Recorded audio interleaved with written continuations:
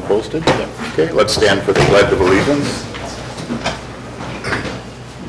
I pledge allegiance to the flag of the United States of America and to the republic for which it stands, one nation, under God, indivisible, with liberty and justice for all. Next item, item 4, public appearances. This is public's opportunity to speak about any subject that is not a specific agenda item. I don't think we had anything. Okay. Item 5 is presentations to the board. We have a representative here from TDS Metrocom regarding development of their fiber optic services in the village. Sir, if you want to come up here and introduce yourself. And we want to do meeting minutes. Okay. No, they're different order. It's auto order, but that's fine. Okay. We'll hit item 6 quick. Discuss and consider the minutes of the regular village board meeting and joint village board meeting with the town of Cottage Grove. Any comments, questions on either of those? I move to approve. Okay, is that both? Second. Both. Okay, motion and second to approve both the minutes of the regular village board meeting and joint village board meeting with the town of Cottage Grove. Any other discussion? If not, all in favor, say aye. Aye. Opposed? Abstentions? Aye. Oh, one abstention, that's right. Motion passes. Thank you. All right, sir, you're up. All right, well, thank you, and I certainly appreciate going first on what I know is a fairly large agenda you have. So let me quick introduce myself and our company. So I'm Drew Peterson. I work for TDS, which is a communications company that's headquartered on the west side of Madison. We own and operate telecommunications systems in 600 communities in 31 states. We serve some incredibly rural and suburban areas. We serve the bottom of the Grand Canyon. We serve islands off the coast of Maine and Michigan. But we also serve a great deal of suburban communities too. So we serve in and around Knoxville, Tennessee, in and around Camden, Georgia.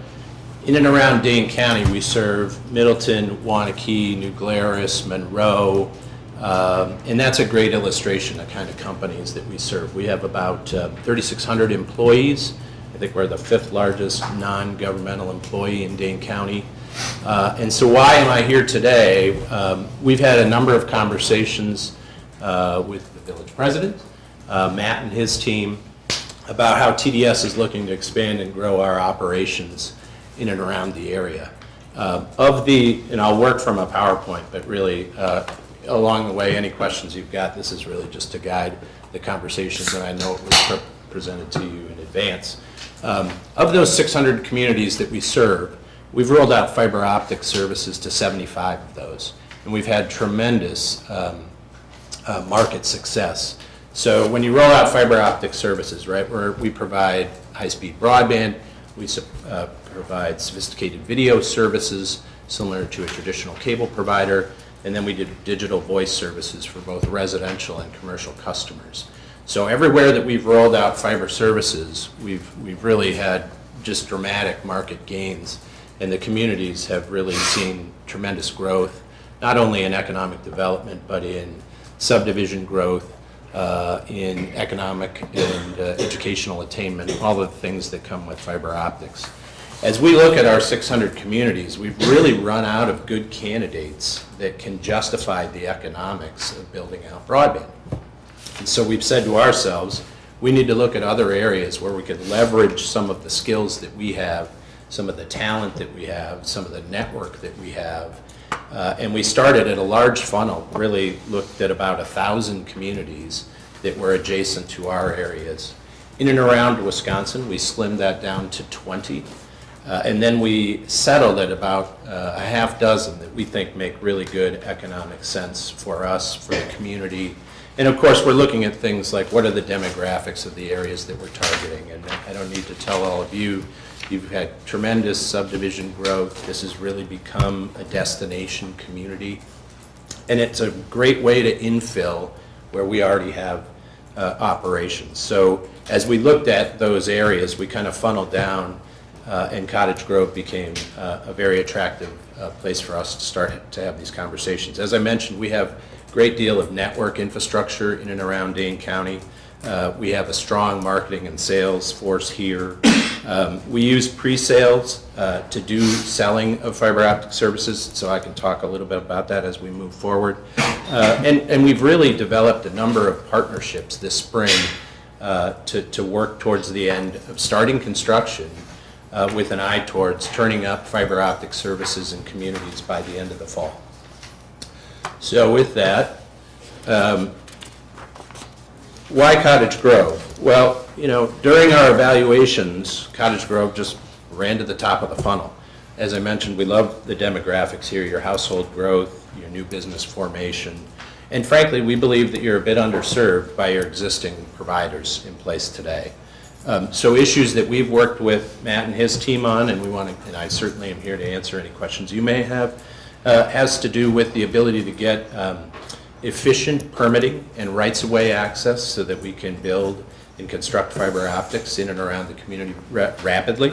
That includes community grant discussions, and I can talk a little bit about those, and I know you've seen a draft of how we've gone about that. We've developed some new technologies to be as least disruptive as possible for construction purposes. We call it micro-trenching, but just imagine that when you're laying these fiber optic cables, you're trying to be as least disruptive as possible. And then also fiber hub placements. You know, we have worked with Matt, and we're going to continue to, we hope, to identify other areas within the village that are growing so that we can plan and accommodate that. And then as I mentioned, we do a pre-sales approach, which really goes neighborhood by neighborhood, business, commercial district by district, so that we can just pace the capital spending of how we go about doing this. So the next slide just talks about fiber, and I think you're all pretty well educated on what that offers. You know, the speeds are really remarkable. The entry-level speed that we would be bringing into a community like Cottage Grove would be 300 megs. The medium speed we offer is 600, and our high speed is 1 gig, which is really the fastest speeds that have been rolled out anywhere in the country.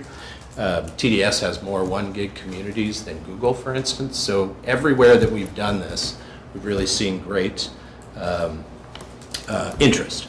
Your current providers, we believe, offer wireline broadband speeds between 10 and 20 megabits and cable speeds of about 60 megs. So you're going to see a considerable, right off the bat, introduction of new speeds and technologies that we think the community would be very interested in. The bandwidth is, you know, incredibly reliable, so you don't have that phenomenon where when you go home at night and everybody else goes home at night, you start to see that passive slowing of activity. This is dedicated, always on, and no speed latency. Incredibly reliable. That's important for the community. It's also important for our company. When we make these kinds of investments, they're all brand new. They're the absolute best technology tools that are out there, and so that also helps us with reduction of truck rolls, reduction of plant rework, all those sorts of things. Fiber is incredibly stable and secure, very difficult, almost impenetrable from hackers and all other things concerned about that. Home value increases. You know, I can't tell you the amount of people that we talk to that say, I'm having an incredibly difficult time either buying a house or selling a house because I'm not comfortable with the broadband speeds either that I enjoy today, and I'm trying to sell my house and people are having challenges with being interested in acquiring it, or people go out and they build the house of their dreams and then find their broadband availability is pretty weak. In this instance, we think this would be a really nice umbrella for the entire community, and it would combat some of that. And you'd certainly be future-proofing yourself. So those are some of the benefits of the fiber optics. These are a couple schedules that I've just shared with Matt and his team. You know, when we make a substantial investment, and I'll talk about what we'd like to consider doing in Cottage Grove, it generates additional tax dollars. The way that it works is we're centrally assessed, so we make a considerable investment. We remit that to the Department of Revenue. I know it doesn't come one for one, but the expectation would be that you'd see an increase in property tax commitment that would come to the city because of our investment. On the right-hand side, and I realize it's a bit of an eye chart, but I think you've got it in front of you, one of the things that we do when we provide video is we remit franchise fees to the village. And you know, today, the way that it works is your incumbent cable provider pays those franchise fees. But anybody that has DirecTV or Dish TV satellite does not remit those. So what we've seen, and this is just a schedule of how the economics play out, when we come into a market and offer broadband, and then we offer video and voice, we see a real uptick, not only in customers that adopt video, they adopt it certainly and will switch from your traditional cable provider, but they also switch from satellite. And the benefit to the village is that we remit franchise fees for all of our customers. So you'll see a marked increase, and this just represents what we believe you'd see by way of additional revenues coming in. This is definitely an eye chart, but the way that we do an architectural design where we go out and acquire all the information on the community of Cottage Grove. Now, admittedly, this is a bit dated because all of the data that we get from outside engineering is a little bit lagging. And Matt and I have talked about a couple of areas that need to get precise to the village, and some couple of areas that we are aware there's going to be additional growth. So this is just, I think, an example of how we go about parceling out the village for purposes of planning the fiber optic development areas.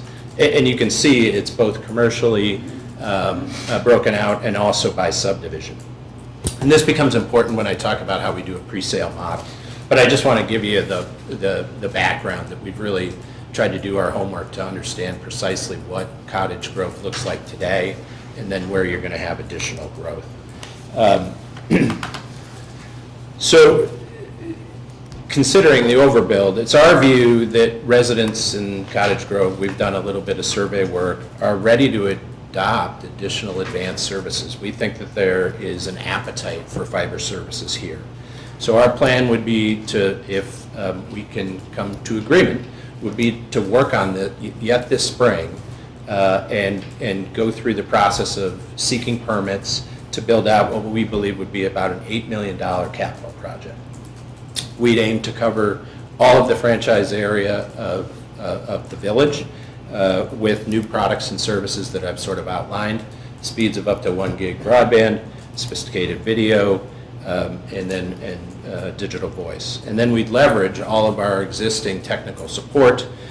We have 24/7 crews. Obviously, we have 40 field technicians in and around the area.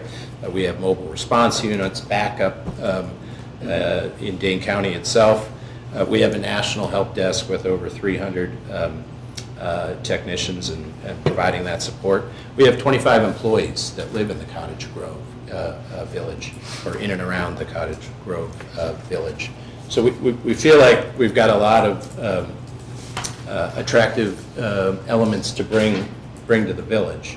The way that we would go about doing this is kind of our go-to-market strategy, is again, we would break up and we'd go from that, you know, original architectural design to a detailed design where we would bring in and take some of the advice and guidance we've gotten from the village to really walk off all of the subdivisions in and around the area, including business parks, so we'd know sort of precisely where we wanted to end up going. And we truly count rooftops, so we know with strong precision where we're headed.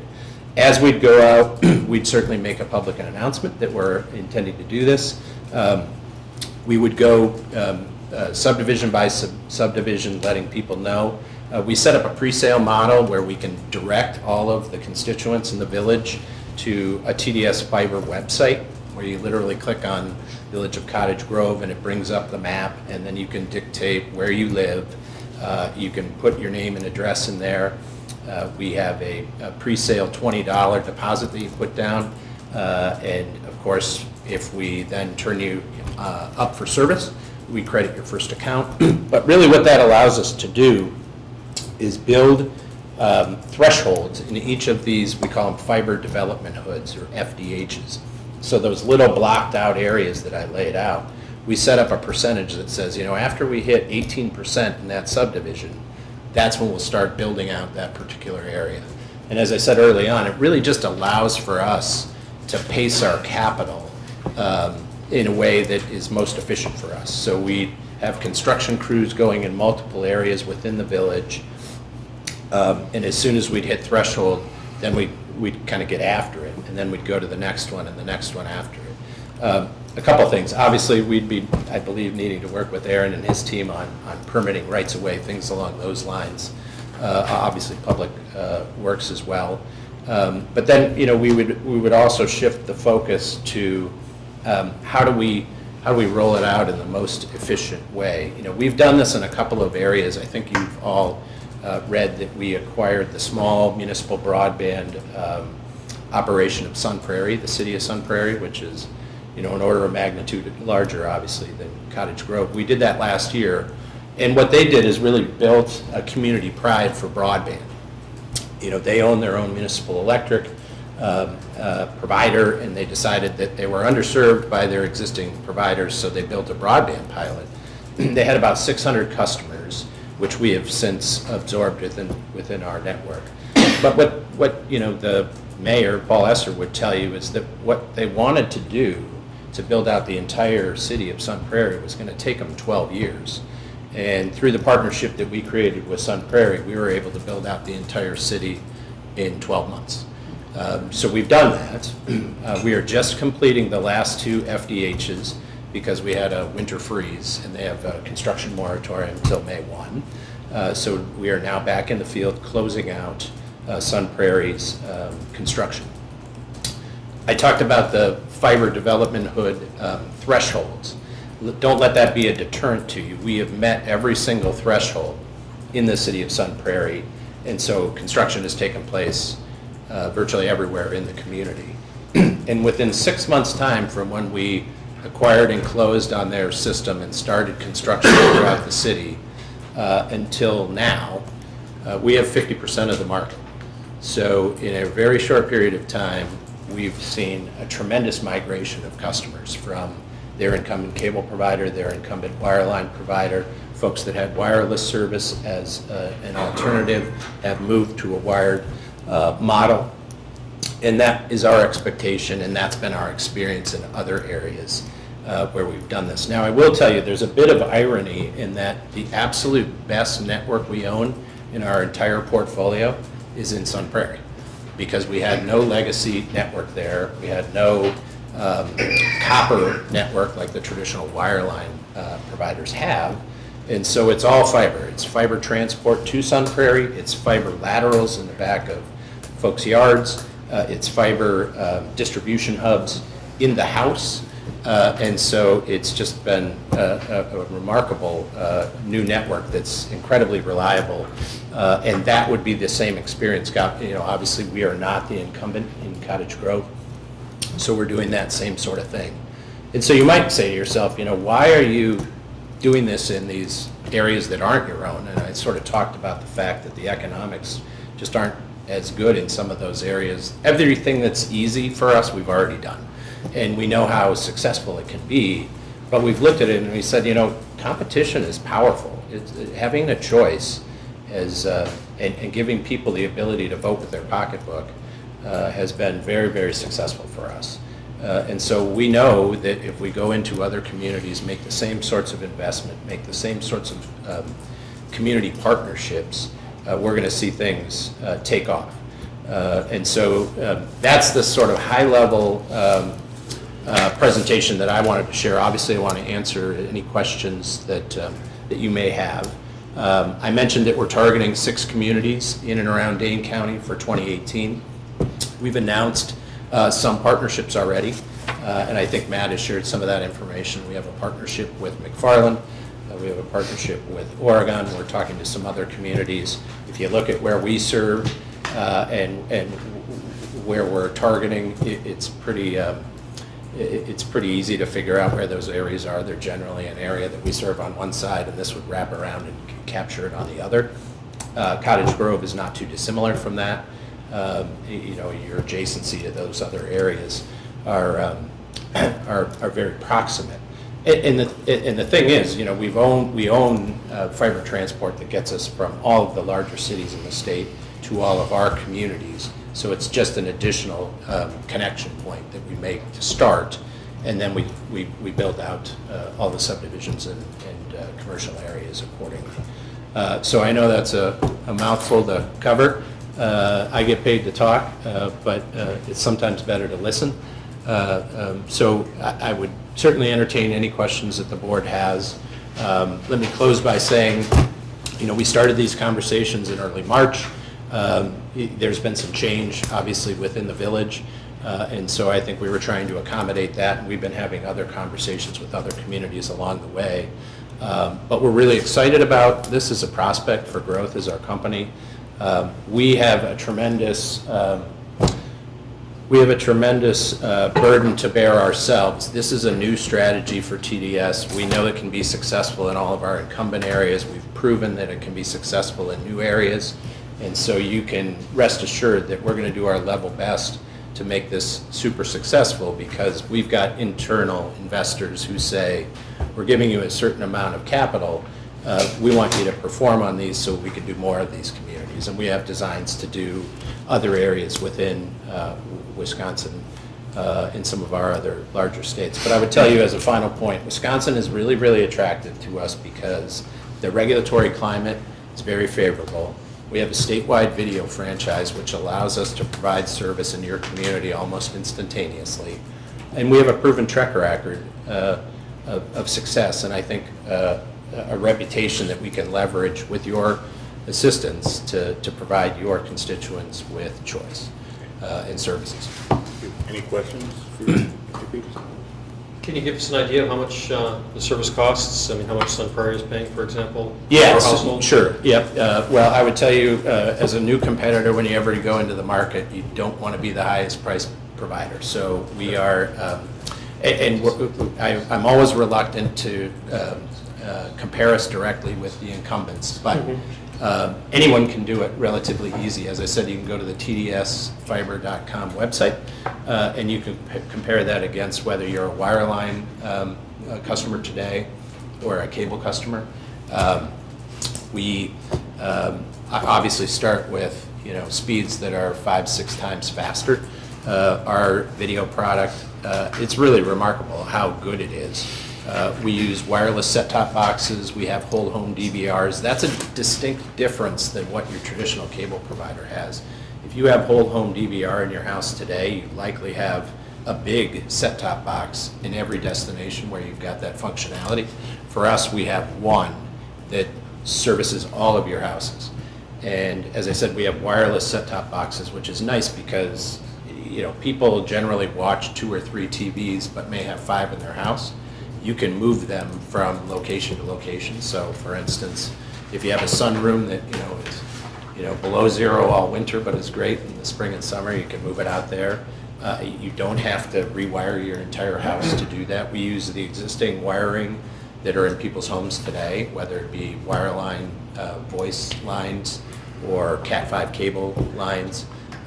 There are limited instances when a really old home wants our service and their wiring isn't capable of absorbing all the throughput. We'll go in and actually assist people with rewiring their house on our dime. So we've kind of combated all of those challenges. That's a long way of saying we don't come into the market as the high price leader, we come in as the high technology leader. How long have you been in McFarland and Oregon? We are starting construction in both of those destinations in 12 days. We started conversations with McFarland in January and March for Oregon. I would tell you that McFarland was lower down on the list in the funnel, and they were very aggressive, saying, we absolutely have to have this. Their village administrator sort of described it like Green Bay Packers season tickets. If we commit to this partnership with you, can we get to the top of the line? And they were already within our funnel. We knew we were going to get to them, but they wanted to go and go quickly, and so we're accommodating that. And I would tell you, from the development agreement standpoint, there's some real utility in having one of those. from the perspective that, we're going to cover the vast majority of all the village residents right off the bat. But one thing that we commit to in a development agreement is what we say, for every household in the village that may not be in an FDH, because you've got some folks that live a little bit outside of a subdivision, right? We'll commit to $1,500 to that household on our dime that we build to them. Now, it may cost $1,800 to get to that house. We would work with the homeowner to say, okay, that $300 over the course of months, we'll break out like a cell phone and put it on your bill so that we can get you that connectivity. Because oftentimes what those people face today is that they've talked to their wireline provider and they've said either, this is the best we've got, or we're not willing to go any further or make an additional investment. And oftentimes the cable provider doesn't go that far. So what we are extending with that development concept is that we'll absolutely commit to, the 4 people that live outside of the area that are near each other. If they're willing to make that commitment to us, we're willing to make the majority of the investment for them. And I think that's pretty powerful. Back to McFarland and Oregon. What we're going to do is, so we've put out an RFP to 37 construction companies from across the Midwest, and we utilize them all the time, right? So these are people that we know and trust because we've done Waunakee and Middleton and Verona and Sun Prairie. But we really like to come in and swarm the community so that it's least disruptive and your technology progress happens quickest. So the plan would be, we would like to start construction this spring, meaning this month. I mean, last week set us back a little bit by way of getting snow, but the ground is thawed, and our expectation would be, and I go back to that pre-sale model, we want to turn customers up by October. And we get a lot of benefit of getting customers connected prior to it freezing, so that we can lay the connection point from the lateral into the house. So we're really motivated to do it and do it rapidly. And we've scoped it all out and have a level of confidence that we're going to do this. And we need to do this because we have revenue commitments that we've made to the company that we want to start generating, right? Other than right-of-way, what do you need from us? I mean, other than permitting and so Yeah, forth? well, that's hugely important. Having a commitment from the community that you guys want us to succeed. We have seen in time and time again, when permitting gets difficult, it slows progress.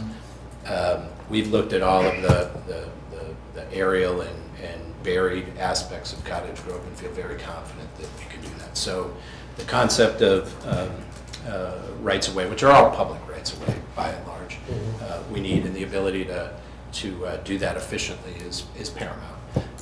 The concept of a development agreement has some attributes to it that we think are really attractive to the village. We want to be a community partner with you. And by that I mean, and I think if you talk to Paul Esser in Sun Prairie, he would tell you at every single event in the city of Sun Prairie, there is a huge presence of TDS, whether it's financial or volunteer. We have more employees in Sun Prairie. But he tells this joke, if there's any time where you see 3 people on the street in Sun Prairie, one of them's got to be from TDS. So in that development agreement, we make a commitment on how much that we'd like to invest in the community, in festivals and other things that are in and around town. We are sponsors of sports teams and things along those lines. That be included in something like that. So the concept of a development agreement is something that I've shared with Matt and the village president as something that we'd very much be interested in continuing to have those conversations on. That agreement would not go into effect until the construction was absolutely complete, so that you have a level of confidence that this has gotten done. And then it's just a way for us to offset, because of the economics of Cottage Grove, we have an internal calculation that we do, which is how much capital investment do we make that will then generate operating cash flow, which was just corporate speak for, we've got this formula, and Cottage Grove is a little below what that arbitrary metric is for us. So a development agreement helps us get over that hurdle. And it's something that we'd ask you to consider and contemplate, and perhaps empower Matt to continue to work on with your city attorney. The flip side of that is, I'm telling you, we're really poised and excited to come to Cottage Grove, so it's not a necessity. But one of the things that's lost when you don't maintain a development agreement is that some of those areas that may be a little bit higher threshold percentage may not get done in 2018. And then it becomes an issue where, you know, you're fielding calls, and we don't want that, and you don't want that, right? We want you to be absolutely capable to turn that over to TDS and say, tell us precisely when you're coming.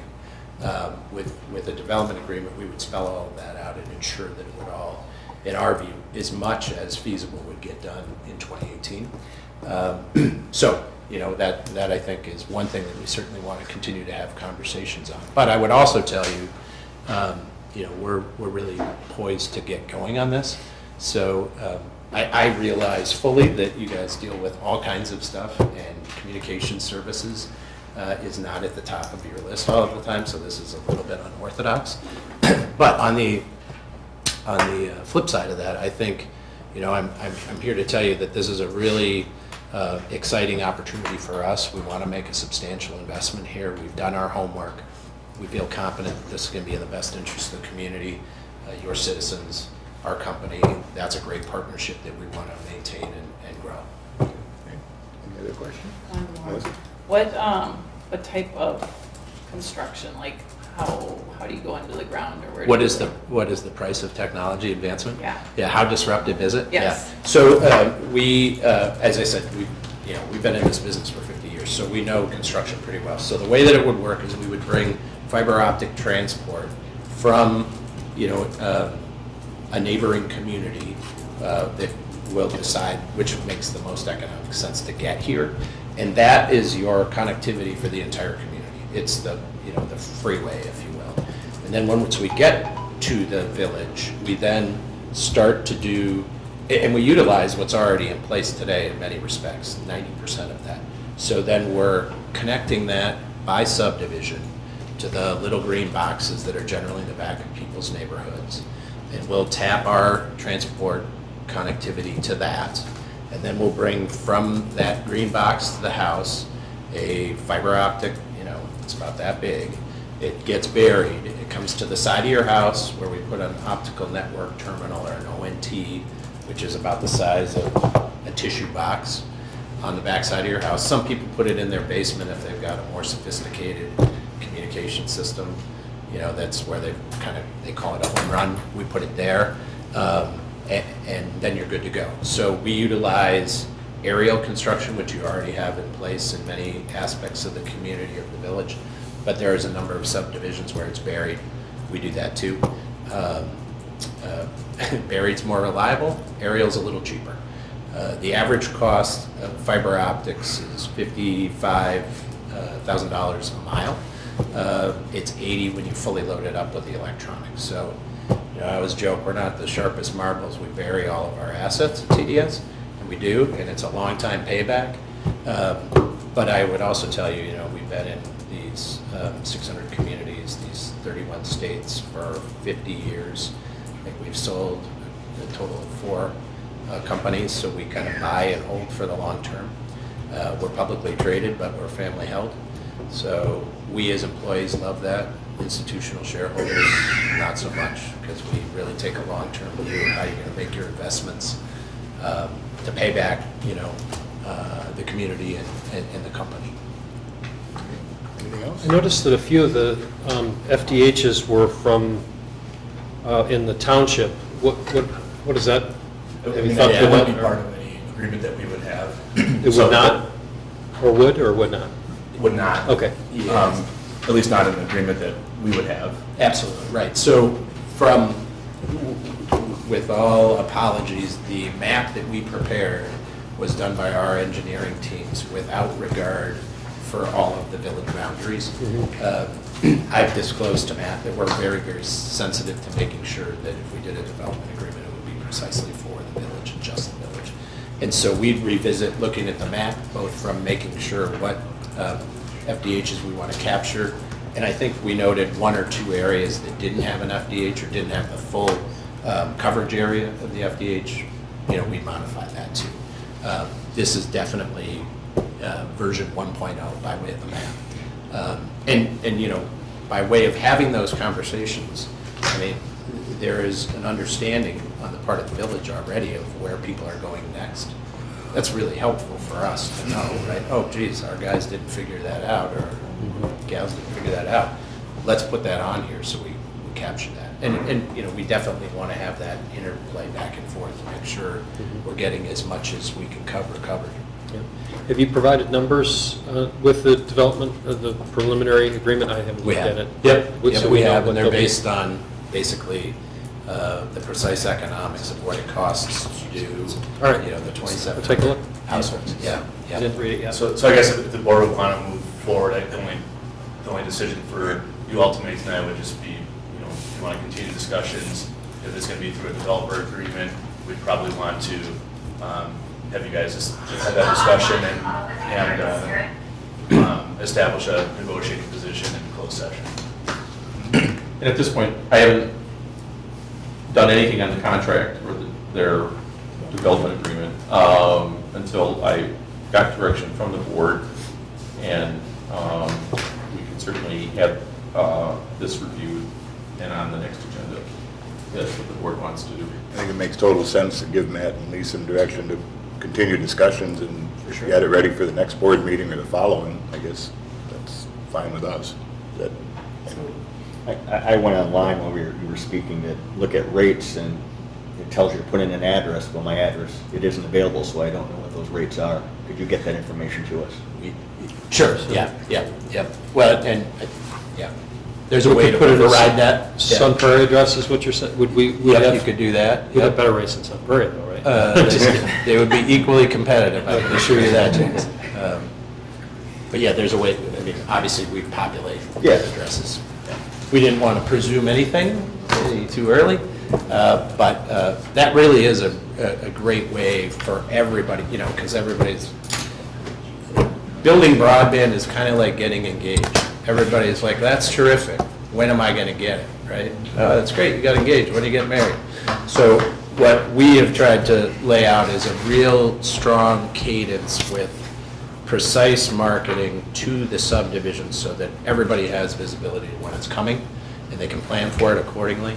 And we do a number of really cool things. You know, we've got an RV that we can come that has all of the capabilities to try stuff, so we can go to neighborhood festivals or the full village festival and demonstrate our video, demonstrate broadband speeds, all right there. So we'll definitely get it. Just, I was going to ask, could we include those subdivisions of the township and then charge them part of this internally? No? Good luck. I don't know. Well, I mean, Yeah, really. just offer it to them, and then I'm guessing you're not going to go to the township and say, and offer a separate agreement or do this for free to them. Are you going to do it for free to them? In very generic terms, we're looking at some other communities that, when we look at it from a design perspective, we've merged them together as two communities. They're both villages, if you will. Uh-huh. But they're so proximate that from a construction perspective, it made sense to talk to them each separately. Mhm. They were a little bit larger in scale. We have, you know, the pursuit of two separate development agreements in that instance. My sense from the preliminary conversations that Matt and I have had is that we'll just have to cross that. I mean, what we'd be talking about by way of the village is precise to the village only. Okay. They can watch us on YouTube and reach out to us if, yeah. but I think it just would further complicate things, and I don't know if it would meet the Yeah. timeline that they're Right. looking to meet. So, Pace. I'm imagining too, having your services in the community is very, very helpful for bringing other businesses in, because your services are. Yeah, you bet. I know we use you at our company, it's phenomenal service, so. Oh, that's great. Yeah, no, that's been our experience, and, you know, the biggest challenge we've had is getting it to those commercial businesses Yeah. fast. The two remaining fiber development hoods being built in Sun Prairie were both commercial. Commercial is also very much, hey, when it's in front of my business, then come and talk to me. But when it is, that there's been a pivot. You know, this is a competitive business, right? So we very much planned for, is there going to be a competitive response? We've not seen that from the other communities where we've done this. except for, in some limited instances, Sun Prairie is full of multi-dwelling unit apartment buildings. There was an effort to establish some long-term contracts prior to us completing our construction with some of those customers. So now we've got a bunch of folks saying, geez, I'm stuck on a contract. As soon as I can get out, I'm coming to TDS. But really, we've seen no adjustment in speeds, price, behaviors. And that's just a function of, look, I mean, Sun Prairie's a huge community to us. It's not a huge community to a larger multinational company, right? Cottage Grove, kind of the same thing. There's just some economics that say it's really difficult for us to do something different here than we're going to do at one of our other destinations across the state, and so they don't. And that's where you run into the difficulties of, geez, you know, this isn't quite what we expected, or, you know, our community, our village has grown demonstrably, and people use broadband for everything these days, right? It's amazing to me, all the things that you know, have running in your house. You know, the average of, in all of the communities that we serve, right, everybody's worried about cord cutting and all that sort of stuff. You know, the people that live in our communities used to live in Madison, and they moved out, they have families, or they, you know, they have a single family residence, and they've invested. So we've got like 11 devices that hang off of our network at virtually every household, whether it's a Ring doorbell or a, you know, Nest thermostats or music players, what have you. All of that stuff works incredibly well with this. Is the town of Sun Prairie served? through The this, Sun town of Prairie's? Burke is served. The town of Sun Prairie, we didn't consider. Did the town of Burke just, did they have do you have a developer agreement with them, or did they just? They were adjacent They just to- piggybacked off of it? Well, we Preloaded? yeah, in the case of Sun Prairie, we don't have a development agreement because we acquired their network. I see. I'm very happy that you guys don't have a network. Yeah. For a couple of reasons. I mean, we're super proud of the community pride that they built in that network, but, you know, broadband networks, it's built on the gear that we like. They had different electronics, so we had to bring all of the customers onto our network. But, you know, they don't provide video. We do. So we had to bring all of those, you know, video set-top box and remotes to all of those customers. So there's certain things, you know, that you do differently. In this instance, it would be precise to the village. This is not listed as a discuss and consider, but if there's no objection, I guess we're okay with letting Matt and Lee continue discussion and put it on our next agenda, or? Yeah. Sure. Okay. One question is, if we have questions on on your fiber optics agreement, Yeah. do we contact you, or? Yeah, absolutely. Matt's got all my contact information, you know. I should say, just on the side of communications, you know, and back to Trustee Ratcliffe's question, we will have a dedicated TDS project manager for Cottage Grove. Every single call will go to them. You'll know precisely which neck to choke if you ever need to, right? It's not like we just let these contractors go unfettered. We wouldn't stand for that or tolerate it. And frankly, neither would they, because they know their future business livelihood depends on our success, and they want to continue to do that business with us. We maintain all of the engineering done internally. We've just found that it's easy, you know, their outside construction crews are very sophisticated in what they do. We're very sophisticated in what we do on the network engineering side. Do we need a motion to direct staff, or? It's just listed as a presentation, so I guess if there's no objection, we can just direct Matt and Lee to, I mean, without a motion. You could do it that way, or through Yeah. just future agenda items later. Yeah, just put it on a future Yeah. agenda item. That's what I How was- much time do you need, Matt, and you to kind of roll? Well, I'll have, assuming that I'm able to get in touch with them and get the questions answered, I'll certainly have this for next time, because it sounds like they've got a timetable that they And want that's us what- to that's what I sit was around. asking, You know? Okay, so 2 weeks from today. Yeah, it'd be great. I mean, we've tried to make it simple, straightforward, kitchen table, and elegant. We don't want it to be complicated. We want everybody to understand precisely what we're talking Sure. about. And we've got a number of commitments that we make within that development agreement too, by way of, you know, if it's a 5-year development agreement, we commit that we'll be here at a minimum of 10 years. As I mentioned, we don't leave communities, but I want to give you peace of mind. Nothing happens till after the fact. There's got all kinds of other stuff contained therein, so I think it's pretty elegant. One more question. Yep. Are there any negatives to TDS? Are there any negatives of TDS?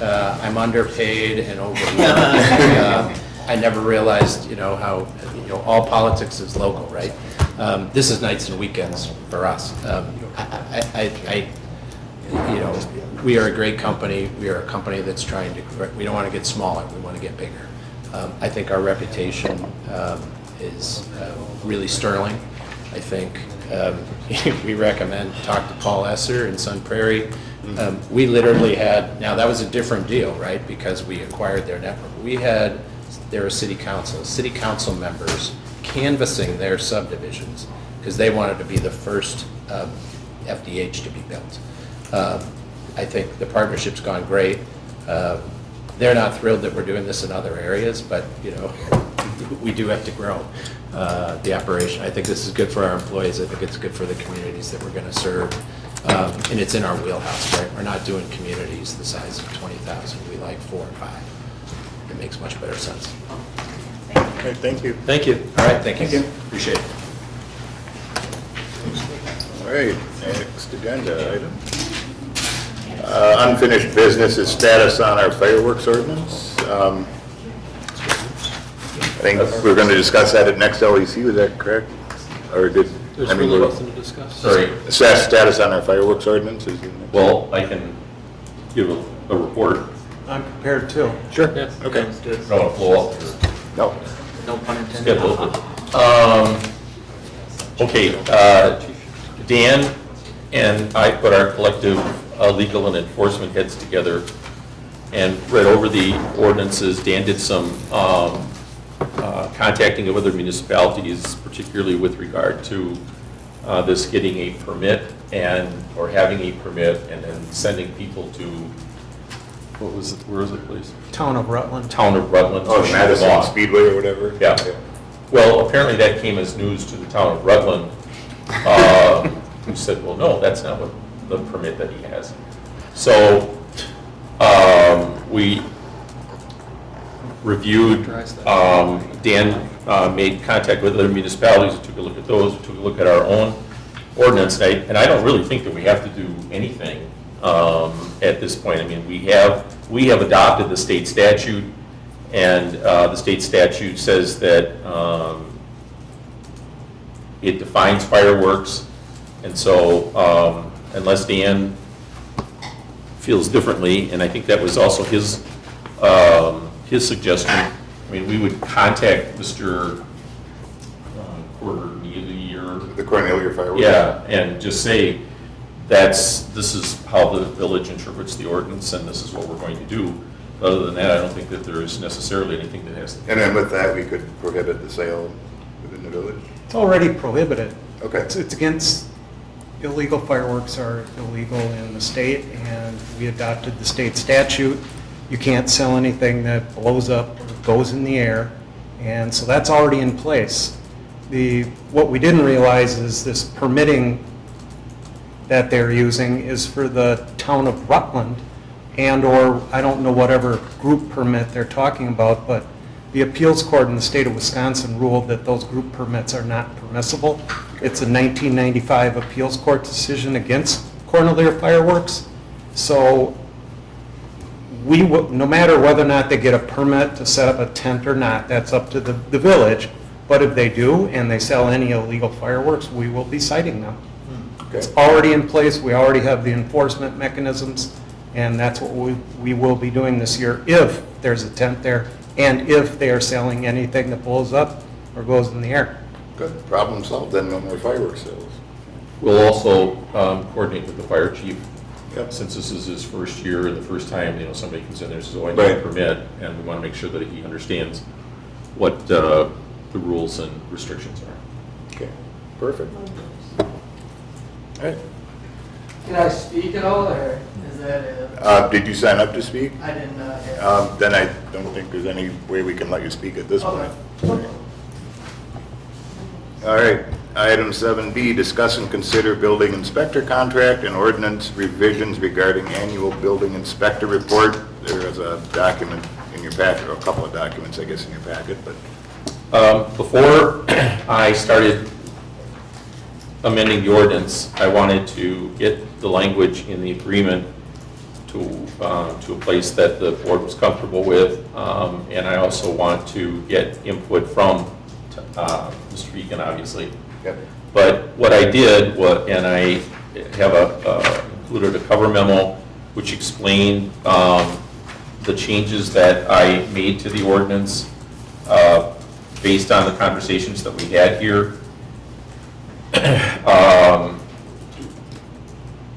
We set up a clear, I think it's a clear independent contractor relationship with not only the building inspector, but also any of his subs that he hires as deputy inspectors. And it also incorporates the documentation which has been in place as far as fees are concerned.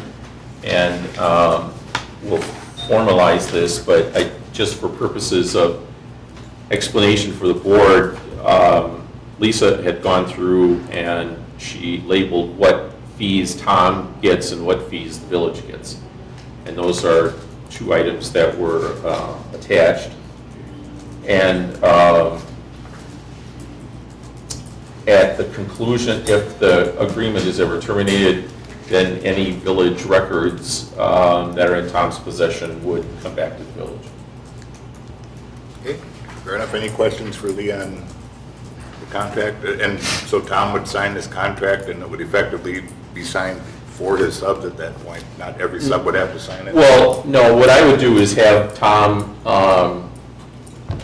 make sure that he's contacted us and said, okay, here are the subs, and then the village board would need to approve the subs, because Okay. you want to know, there was a question at one point, does so-and-so actually have the license he needs? Well, Right. he did, but we didn't really know who he was. Okay, So this way, the board on an annual basis would be getting a report from Tom, a report on the subcontractors, and would determine if there was anything that they wanted to change about the contract. okay, perfect.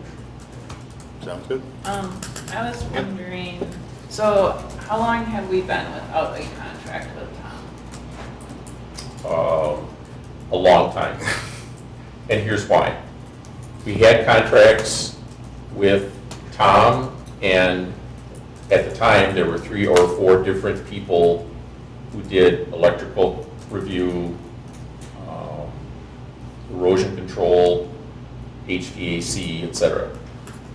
So after a period of time, a new board said, why do we draft these contracts? And I explained my rationale, and at that point they said, well, I don't think we need any contracts, but you can rely on Tom. So there wasn't a contract.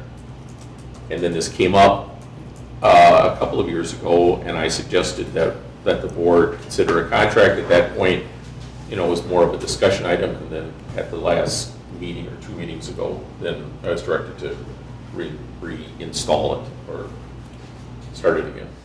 Yeah, I just think it's more solid if we have an actual written contract in place, absolutely. I was also wondering then,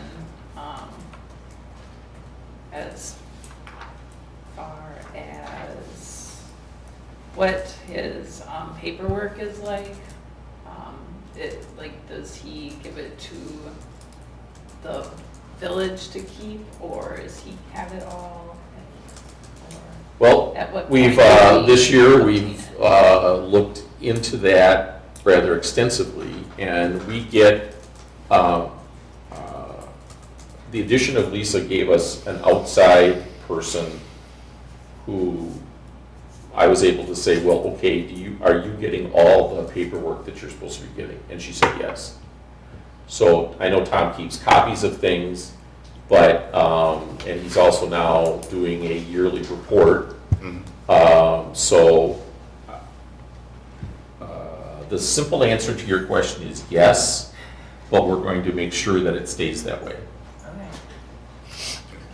Anything else? Lisa, you can maybe correct me if I'm not saying it correctly, but we have all the records and property file records that we need for our record purposes for open records.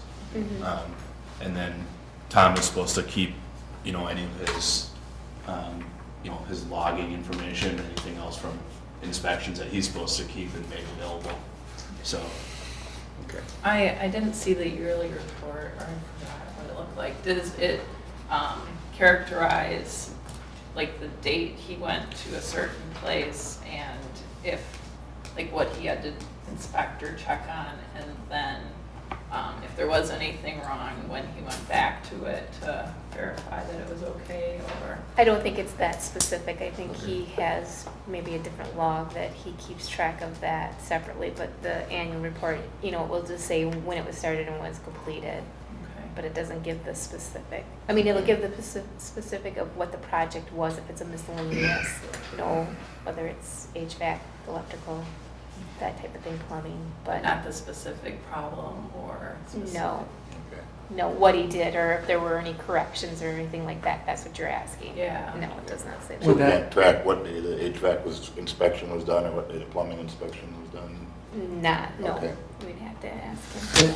And that's not in the paperwork we received. I would understand why it's not in the annual report, Right. that level of detail, but to the paperwork that we store on that property, do we have that detail? No, we don't. I So we mean, gotta refer back to him. right, we would have to refer back to Tom. I mean, that could be as simple as Tom sending us an email, said, I did an inspection at his property today, it's all good, right? I mean, it'd be simple if Tom used email. that's why I brought that up.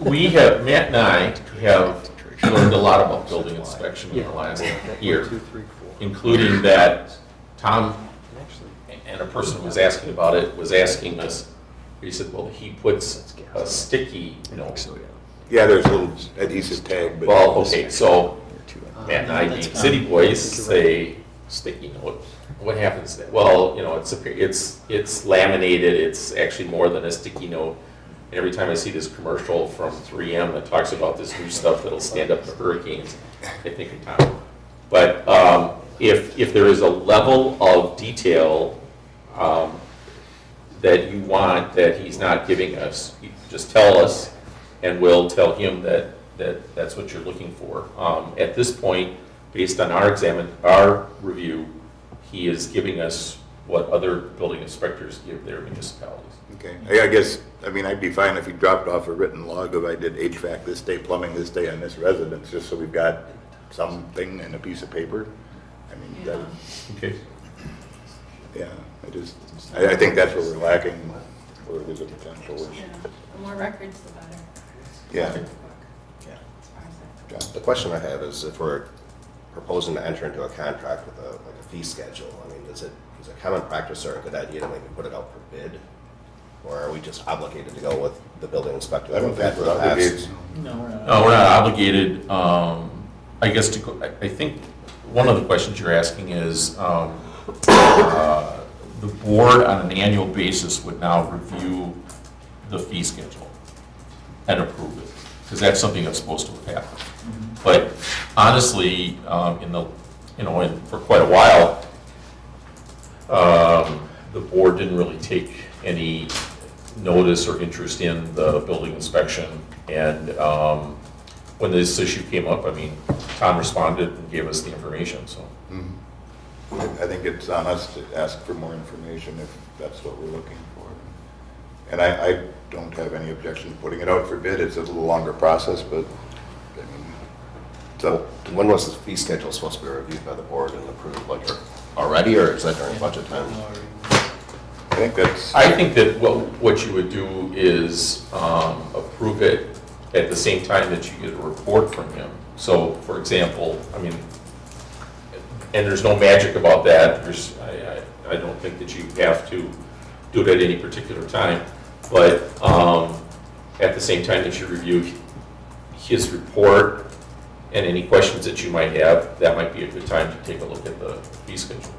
About a year ago or so, he sent us a message, or his secretary sent a message saying, here's up-to-date fees, and they were all increased, and I was like, well, wait a minute, you can't just unilaterally change the fees. You have to come in front of the board and have that discussion and, you know, bring comparables and justification, and he never did that, so the fees are the same that they've been for a long Looks time. like this says 2015, it was revised.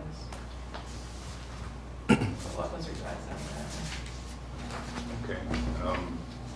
Okay. I guess if the current contract doesn't require what the detail that we were just talking about, I think we might want to add that in there before we... Yes. As far as, I would say it's putting more of a, it would be a request for proposals if you wanted to go that route. McFarland and Monona have been discussing that recently, and it's harder to find individuals. A lot are larger firms like MSA or General Engineering. They have like departments that do inspections for municipalities, so that would be a route. The route that McFarland ended up going with was actually hiring an individual as an employee. So that, but I don't know that we quite have work for a full-time person, but that could always be looked into as well. Okay. So if you have anything else that you want added, please let me know, because I'll be getting a copy of this to Tom, and we'll try to have the answers and any revisions to language for the next meeting, so that you could proceed. Somebody want to make a motion to table, and we'll address it the next meeting then? I'll motion to table it. Second. Motion and second to table item 7B and put the building inspector contract on our next agenda. Any other discussion? If not, all in favor say aye. Aye. Opposed? Motion passes. Thank you. Eric, we're down to you. Item 8, discuss and consider request from Cottage Grove Fire Department for accommodations for the 2018 Fireman's Festival. Form. Thank you. Okay, so Fireman's Festival is Father's Day weekend, June 15, 16, 17, 18. I submitted the letter to keep the park open the entire time, to suspend the hours just because of the carnival folk will be living there that week. They come in Monday, I think around 2-ish or so they'll be there to start setting up, and they'll be there all week, and then they'll pack up Sunday night when we close at 6 p.m. And they're usually gone by 2 or 3 at the latest on Monday. I talked to Chief Labor today, so he's on the same page as what we're doing. The only really big change this year is there's no fireworks Saturday night. I got overridden by my wife, so I was kind of bummed, but we looked at the balance, and there just didn't seem to be the draw that we had anticipated with fireworks the past 2 years, so that's why we got rid of them this year. So Thursday obviously is the family night, the non-alcoholic night. Music in the Grove will be down in the tent like it has been the past couple of years. Marshall and Schramm, I think, is the band playing this year. Then Friday, we start with in the evening. Saturday morning is the Hot to Trot run. New this year, along with that, we have the 5K, which runs through the village. It's the same route it's always been. It goes from the park, Southern Grange, down BB, runs down past the school, and ends back in front of the Lion Shelter. We're doing a half marathon that will start at the park, and we'll run down the bike trail to Deerfield Road, hang a right on Deerfield Road, and then run down the rustic trail. It comes down around, runs a bunch of hills, ends up coming down Main Street past the fire station, and then ends down at Fireman's Park as well. Okay. The half marathon will start at 7 a.m. The 5K will start at 7:45, and the kids runs at 7:30, and the kids just run around the park. So kids seem to love that, whatever. Then we have the barbecue, which starts roughly at 7 a.m. The barbecue folk come in and start grilling and smoking up the place and making it smell really delicious the whole day. And we have the parade starts at 11:30. The parade's going to run from the elementary school, and we'll go all the way down, just end at probably East Reynolds. We are not going to go up past Astor like we have the past couple of years. The Chief Labor and I have discussed the poor VFW folk who have to walk that whole way. By the time they get to the end there, they're looking kind of rough. So, and then Sunday is horse pull and pancake breakfast by Lions Club, and then we're usually done 6 o'clock on Sunday. Okay. As far as traffic, do you need any barricades or anything from Public Works? We're requested to have Main Street closed for the parade, obviously. At BB here, we have talked to the town. They're going to set a deputy up at Coffee Town to prevent anybody going south. Okay. They're going to route everybody down by us. For the run, we've talked to the town. They're going to handle all the Rustic Ridge stuff. And then for the 5K, it's the same that we've done. We have an officer down at right at the start line, then at Progress and Vilas, then one down here at the corner, and then one just down at Reynolds Street when they make that turn to come down Reynolds. So we kind of closed that road, Reynolds completely off for the run, so Okay. we don't have anybody with issues running into somebody or anything like that. We've talked to the rugby team. The rugby team is also going to do their tournament again. They're going to tell all the teams to not come down Main Street at all, Okay. to come down Vilas either from N to, and then from that way, or come up south and Vilas that way. Okay. There's always seems to be that snafu that there's always one team that forgets, and then they're promptly redirected to go down and around. So, Okay. I think that's it. Questions? Okay. Anything, questions for Eric or anything, issues with that, Chief? Does that seem, everything seems in order? Yeah, pretty much status quo. All right. Any questions for Eric? Appreciate your work on this. Perfect. Okay. Eric, I had somebody call me, apparently in my capacity as village attorney, but wanted to know when the beer tent opened. And I said, you shouldn't be drinking beer, so. Let's see, Friday night it'll open at, we go 6 to midnight. We stop, okay, so 6 o'clock we start. We stop serving it, we stop selling tickets at midnight, we stop serving at 12:30, and then we have until 2 o'clock to get everybody out. Usually by the time we stop selling tickets and we stop serving, within like 30 minutes of that, people have just naturally just migrated out. And between the Safe Rider program and Uber and Lyft and the county, who has historically posted that they follow each festival with their DUI team, we do a real good job of keeping people off the roads who shouldn't be driving. Okay. So, and then Saturday, we don't start serving until 1 in the afternoon, and then once again, we're done by 12:30, and they migrate out. And then Sunday, it's noon to 6. At 6, Okay. we kick everybody out. Let's go home. Awesome. We're all tired.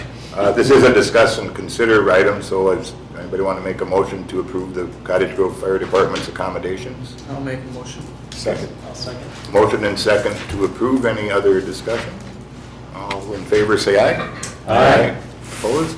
Abstentions? Motion passes. One thing you did not mention is the big Lions pancake breakfast. I did. on Sunday. You did. I mentioned it. Oh, yeah. Try it again. I was kind of worried because they did not get back to me that they were going to do that until after I got the posters printed, and then I'm like, but I happen to know somebody who. Yeah. You were so close to pancakes. Thanks, guys. Thank you. So you guys all gonna be making pancakes at home? Yeah. Yeah. Don't worry, we'll have all signed waivers, so we're good. All right. 8B, discuss and consider resolution 2018-05, initial resolution authorizing general obligation bonds in an amount not to exceed $2,455,000 for sewerage permits. I'll let Yeah, Jack, Greg Johnson, Ellers is here. There's also a pre-sale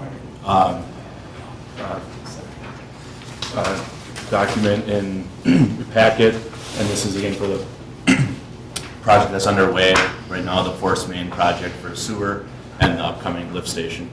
Okay. Thanks, Matt. Good evening. I will go through just the pre-sale report, kind of summarize the purpose of the bond issue and then the fiscal impacts of these particular projects.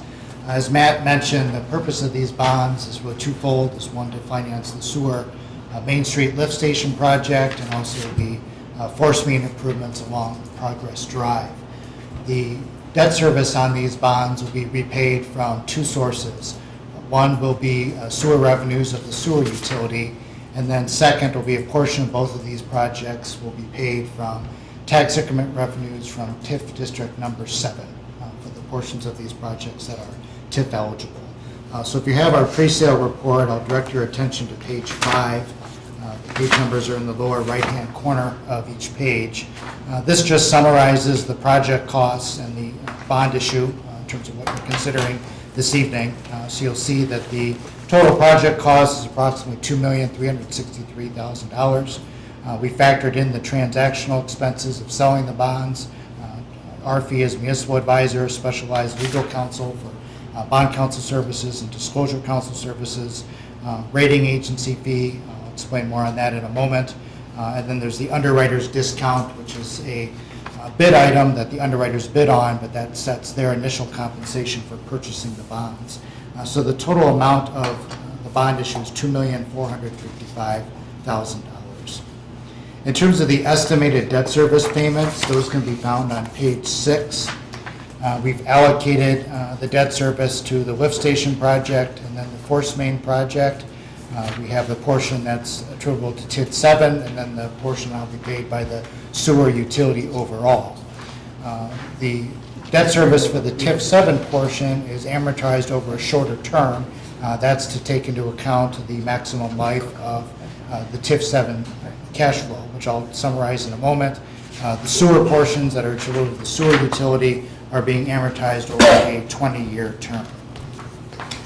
So on page 7 is a summary of existing debt that's paid by the sewer utility and then the new debt service for these proposed bonds.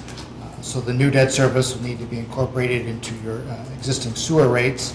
So there's some existing general obligation debt outstanding of the village that is paid by the sewer utility, some existing revenue bonds, some clean water fund loans that were secured through the Clean Water Fund Loan Program that's administered by the DNR and the DOA. So you'll see the total debt service payments in 2018 for the sewer utility are approximately $528,000. That's estimated to go up to about $595,000 and then gradually start to decline going forward.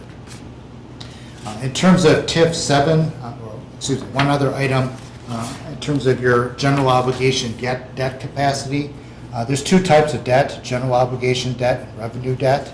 The Wisconsin Constitution limits the amount of general obligation debt you can have outstanding to no more than 5% of the village's total equalized value. So the principal outstanding cannot exceed that amount. So the chart on page 8 shows where this bond issue would take you in terms of your general obligation debt limit. We're projecting by the end of 2018, you'll have utilized about 56% of your general obligation debt limit. That would leave $15.6 million in future borrowing capacity. So we never recommend that you utilize all of your borrowing capacity, but you certainly have adequate capacity remaining for other projects going forward. Now in terms of TIF District Number 7, in terms of showing its ability to pay for its portion of the projects, on page 9 is just kind of a brief historical summary of the past few years of the increment collection in TID 7 and then projected through the life of the TID. Currently, the final revenue year for TIF District Number 7 is year 2025. So we're projecting based off of some development that's in the works and under construction. We're estimating that the increment collections will, absent new development or more new development, will be about $777,700 per year. So in terms of the cash flow, that is shown on page 10. So I'll kind of work my way across this from spreadsheet from left to right. So on the far left-hand side is the tax increment. That's what's projected to be collected over the remaining life of the TID. There's some other revenue sources that the village receives that are assigned to TID District number 7, so we've projected some additional other income going forward. So the total revenues are about $778,000 per year from 2019 to the end of the TID. There's 2 existing debt issues outstanding of the village that have components assigned to DIF District 7, some debt issued in 2012 and some debt issued in 2017. Then we show the debt service for these bonds, the portion of the force main and lift station projects that are assigned to TID 7. You'll see the principal on those for that debt service doesn't start until year 2023. That's to kind of wrap around when some of your other existing expenditures within the TID will decrease in that year. There's a developer incentive payment that's paid to Houston through your TIF 7. They receive increment generated from projects per development agreement. We've projected those remaining payments until that incentive is satisfied, projected that to be satisfied by year 2022. Some other expenses, staff time, and some other costs are budgeted in TID 7.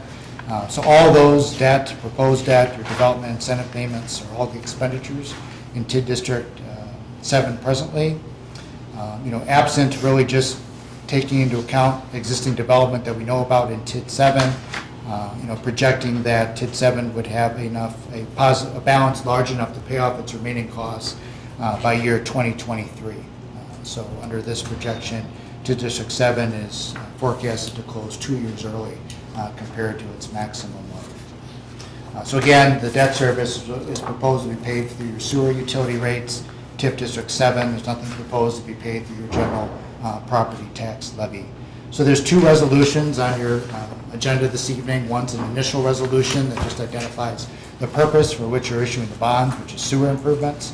The second resolution just authorizes to commence and proceed with the sale of the bonds. That's your direction this evening. The timeline is we will sell the bonds on June 4th, which is the date of your regularly scheduled meeting. We do what's called a competitive bond sale, which means we put the bonds out for bid. Banks and underwriters submit their interest rates. The bonds get awarded to the bank or underwriter that submits the lowest true interest cost. It's a very transparent process. It's very similar to how you bid a public works project. So we would be back to present the sale results on June 4th. If those are accepted, the closing date, the date the village receives the funds, is June 20th. So with that, that's kind of an overview of the fiscal impact, the process. I'm happy to answer questions. Any questions, comments? So did we do this like 10 years ago then? Is that what do we sell bonds since there's an existing general obligation debt? Yes, the village has sold bonds periodically over the past several years, so there was an Okay, issue. so it's done. just like an accumulation, it's not like specifically 10 years ago? Or- No, it's done as the village has capital needs. There's really, 2 reasons to issue bonds. One is if you have capital projects that you need to issue the bonds to pay for those capital projects. The other purpose is what's called refunding bonds, which is essentially issuing new bonds to refinance existing debt to a lower interest rate. So generally, the village, if they have capital needs, we'll look at bond issues for that. Really, the only time we'll come forward and perhaps recommend that you move forward with the bond sales if there's savings that can be achieved. But other than that, it's entirely driven by capital needs of the village. So, Melissa, you weren't here, but the need for this particular bond sale is because the existing lift station has a lot of issues. And it's currently to the point that it's endangering our staff to repair them. And it should have been done a while ago. Yeah, I've gone to the Public Works Okay. meetings, so I understand the issues that they've had. And it was, good work by staff at the time, 20 years ago, when they established the project plans for the TIDs to make sure that if there is enough increment available, that it could go towards paying a portion of this as well. And then we also should note there's a bond rating call that we'll have to prior to the sale to reestablish hopefully a AA bond rating. Okay. Any other questions? Okay, thank you.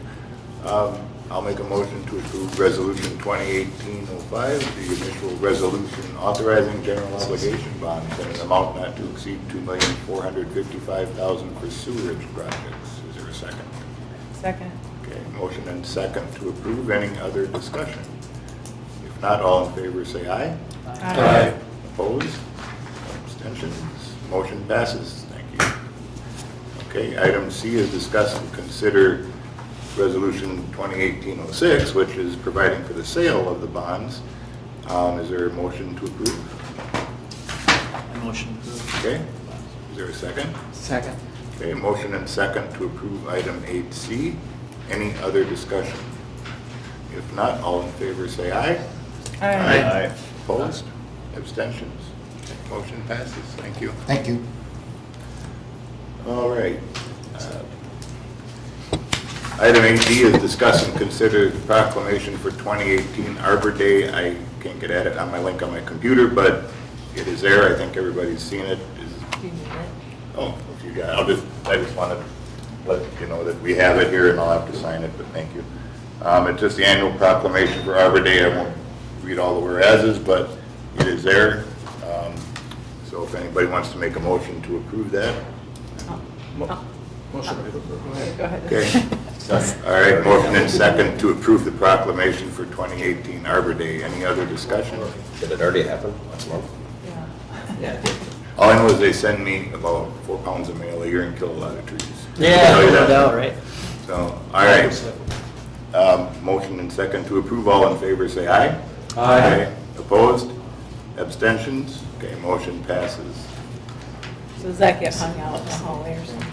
I think it just gets filed.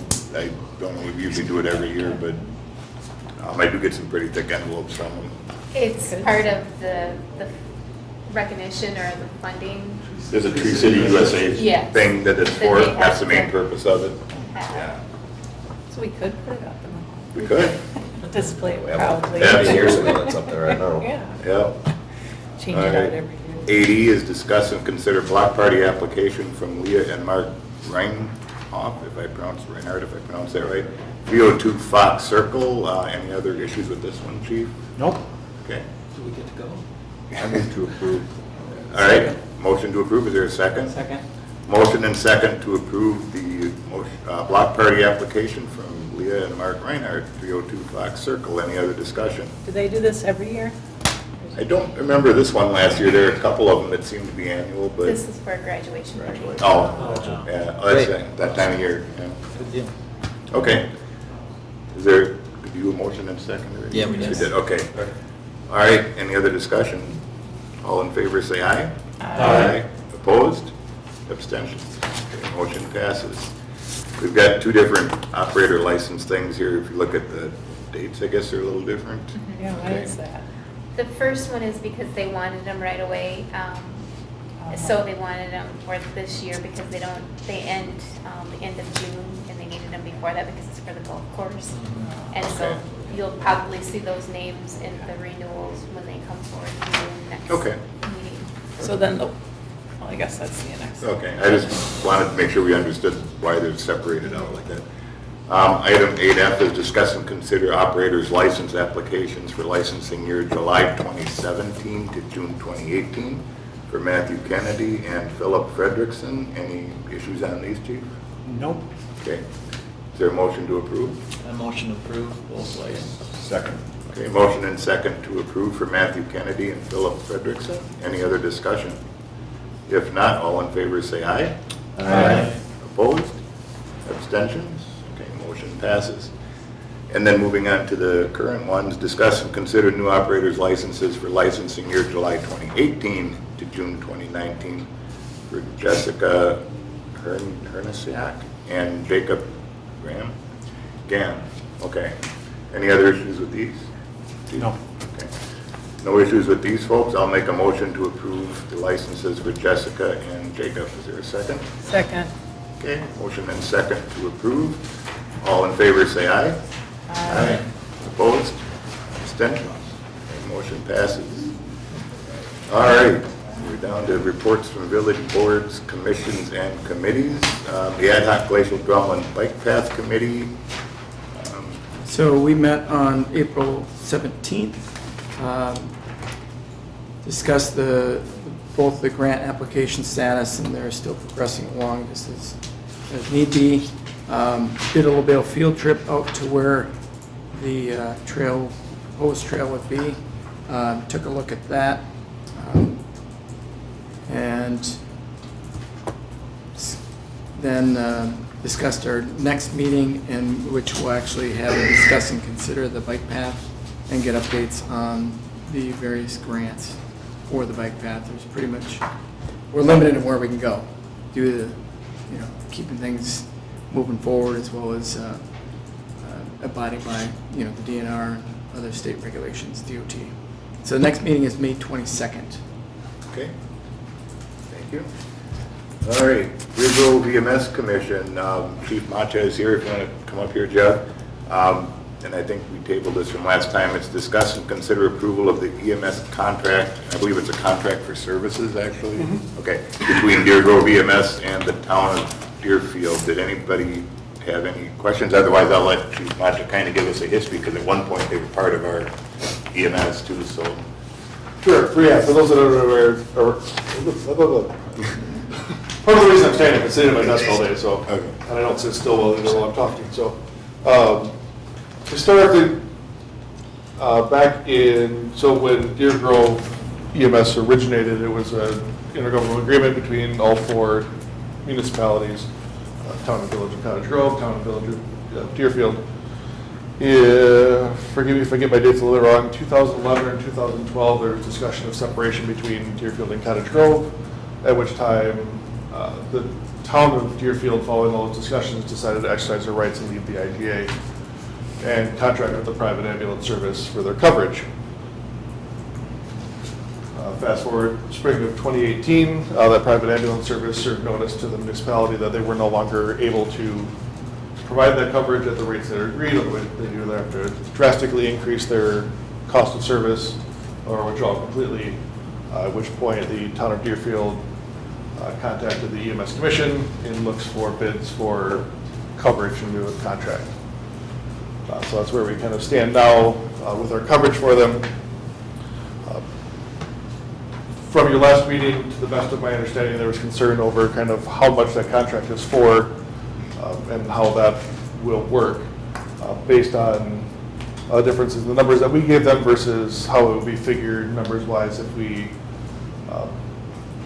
base that number off of mill rate. So the way we came to those numbers is it mirrors exactly what we are currently contracting with the portion of Pleasant Springs that we cover. Looking at the numbers, they have roughly the same amount of population, about the same call volume per year, so we felt that was a fair number to come in at. The reason that's quite a bit lower than it would be with the mill rate is that they have no vested interest in the Deer Grove EMS district. So as members of the IGA, technically a portion of the run revenue, the controlling authority is made up of the board members that are on it. And the municipalities have an investment in the equipment, the supplies, the personnel that we have. So with the town of Deerfield's contract, they don't get any of that. It's purely contract. They pay us the assigned rate. They have no vote on the commission. If they ever decide to terminate that contract again, there is no buyout to them to buy the equipment portion that they control. There's also no revenue that would need to be paid back to the town of Deerfield. The buyout's a good point, because I think when Deerfield went through, we did have to pay them something, I don't remember offhand, but it's less expensive this way with a contract for services, kind of like Pleasant Springs has with the same thing. I can say for a number of years, they're actually, part of that contract is that we were, and it wound up being sort of a bookkeeping nightmare of the runs that were run in the town of Deerfield for 3 or 4 years after their separation had to be refunded back to the municipality, so we had to track where each of those calls came in and then continue to follow the payments from the billing company and forward those off. Again, Will we have to increase our fixed costs at all No. for this? No This additional point- personnel is resulting from this? No. No additional equipment? No additional equipment. no additional personnel at this time. I am looking at, in those early discussions with the commission of encouraging them to look at starting to use that extra revenue from the town of Deerfield to look at increasing staffing. Just help our response times, help our coverage area. Well, now you just said we wouldn't need more, but now you're saying we would? There wouldn't, and depending on how the discussion goes, no. I mean, as of right now, the plan is. Because it's not in our best interest if we have to increase our fixed costs. Yeah, no way, You know what I mean? Right. But if it does increase our fixed costs, we don't have to do this, right? As a village? As a village, you have your vote. Yeah. As far as the contract goes. Uh-huh. I do know the town of Cottage Grove approved it. I don't know what, or the town of Deerfield did. I don't know what happened with the town of Cottage, or town of Cottage Grove. But you see what I'm saying? And we just want to keep the costs under control. Right, so, yeah, as it stands right now, there's no plans on changing anything as far as costs go. They would write the check to us, our staffing would continue as normal. We would basically absorb their 100 calls a year. Okay. We're literally driving through the district right now. Yeah, we I drive. understand, Between the I two understand. things, so. But if we have to add personnel, if we have to add equipment, you get what I'm saying? Yeah, there's no immediate need to do that for the call volume. There's potential that we would, with that added revenue, be able to add personnel to provide better coverage, catch some of the calls that we're missing currently. Obviously, it doesn't come back at this point to the municipality, so your cost budget-wise won't change. Any other questions for Chief? So are you hiring an office manager though? We are. Is that part of the budget from last year or? Yes, we currently have one, and she's decided to take leave of the company, spend more time in her other position.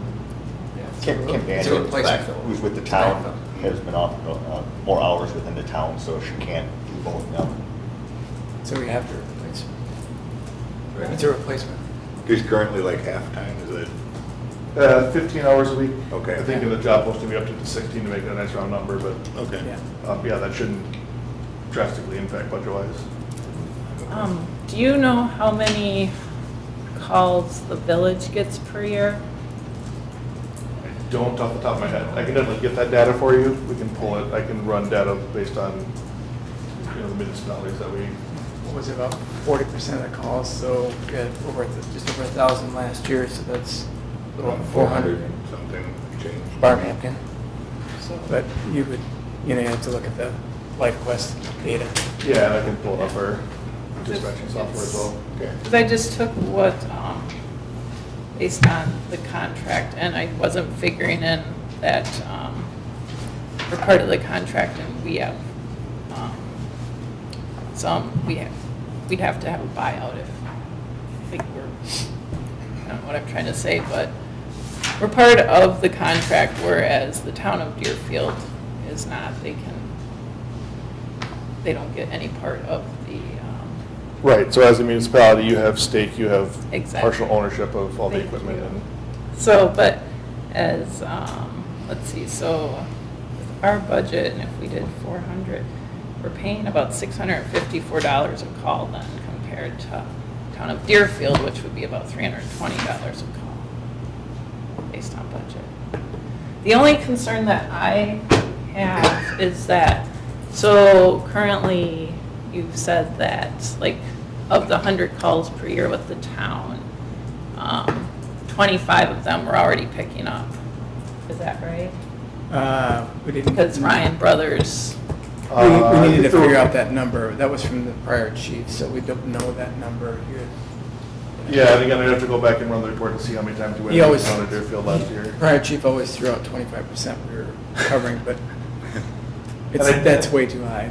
Yeah, I think we only looked went at. in a couple times in the last calendar year. so it'd be about 100 calls instead of, or it'd be like 98 instead of 100 is what we wouldn't have done. We would have only Right. done 2, Yeah. basically. Now we'd be doing 100. And I'm just wondering, like, does that take away from your response to people in the village that might need it? Is my concern with adding the town of Deerfield. Like, are we spreading ourselves too thin? Yeah, and I don't foresee that 100 calls a year will drastically impact our responses. It's hard to predict when those calls will come in. We did have the other Saturday night where within a 15-minute time frame, there were 4 calls within one in the town of Pleasant Springs, one in the town of Cottage Grove, I think, and 2 in the village.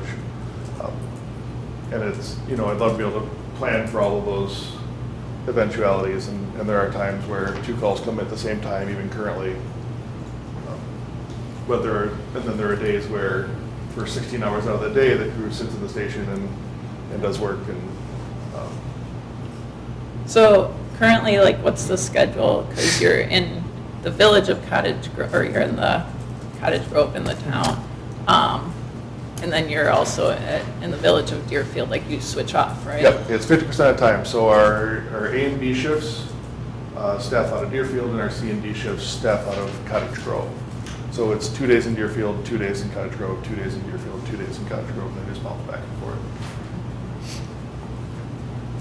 So it works out to 3 days per week and 4 days per week, and then it alternates kind of, is that how? It's just 2 and 2. Okay. It's hard to, you know, obviously the 2 don't go into the 7, right? So, Yeah. you know, if you look at the course of a year, 50% of the time.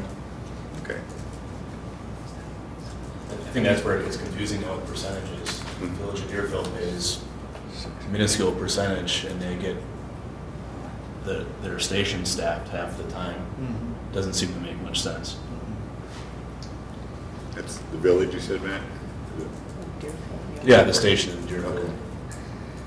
When you're what is the farthest that you have to go? Like, what's your coverage area? What's the farthest? Or like, if you're in the village, if you're in Cottage Grove at that station, is the town of Deerfield farther or the village when you get a call? Town of Deerfield would be the furthest point, and that basically, and again, without a map in front of me, I think runs pretty much up to the Jefferson County line, and then south of the interstate. Right now, probably our longest response times are into some of the areas into Pleasant Springs. You get just on the north side of the lake and some of those areas down there from either station. It's a nice shot down end. When we're staffed in Cottage Grove, it's a little further from Deerfield.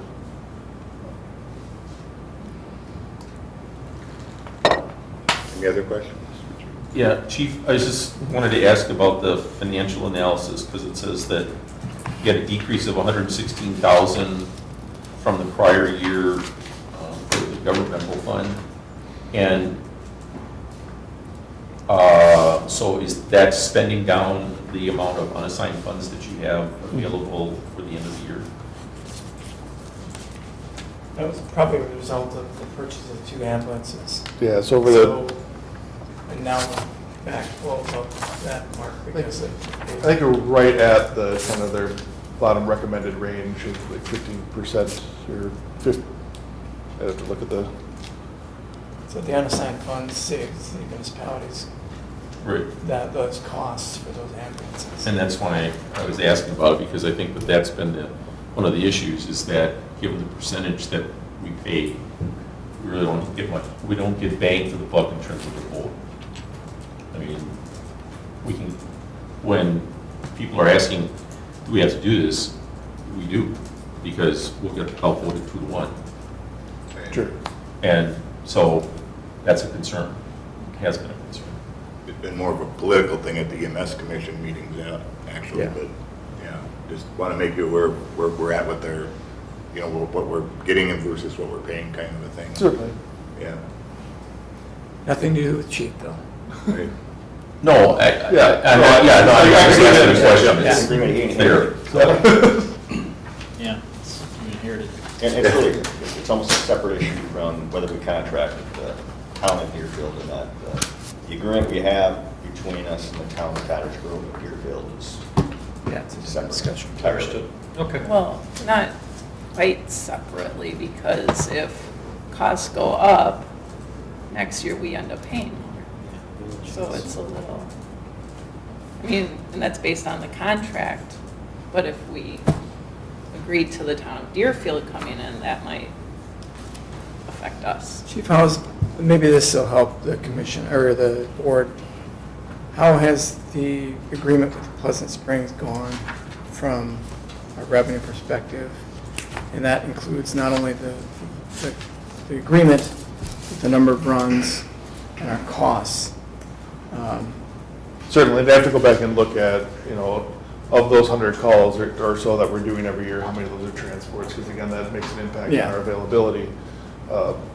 If we go down and it's, helping someone back up into a chair up off the floor and we just wave goodbye, that shaves an hour off of our time if we have to drive to Madison and back on the calls. On the flip side of that, typically if it's a call like that, that's not a billable call, so we don't earn any run revenue from it. So it's kind of a give and take of time and service versus actually running a call where it's billable. So again, without having the numbers in front of me, I don't want to just make something up for you. I do know we regularly get positive feedback from their board in Pleasant Springs. They approach us regularly about renewing that contract. I've been down once or twice now to talk with them. They've been very happy with the service. So their contract is comparable to the town of Deerfield that's before us? It is verbatim. This one costs a little bit more than what I think Springs. This one's a little bit higher than the Higher rate. current Yeah. Pleasant Springs contract. Anything else? Okay. All right, if we got our questions answered, does somebody want to make a motion on this? I make a motion to approve the EMS contract between Deerfield EMS and the town of Deerfield. Okay, is there a Second. Motion and second, any other discussion? Okay, if not, all in favor say aye. Aye. Opposed? And I will abstain because I happen to work for Ryan Brothers. All right, motion passes. Thanks, Chief.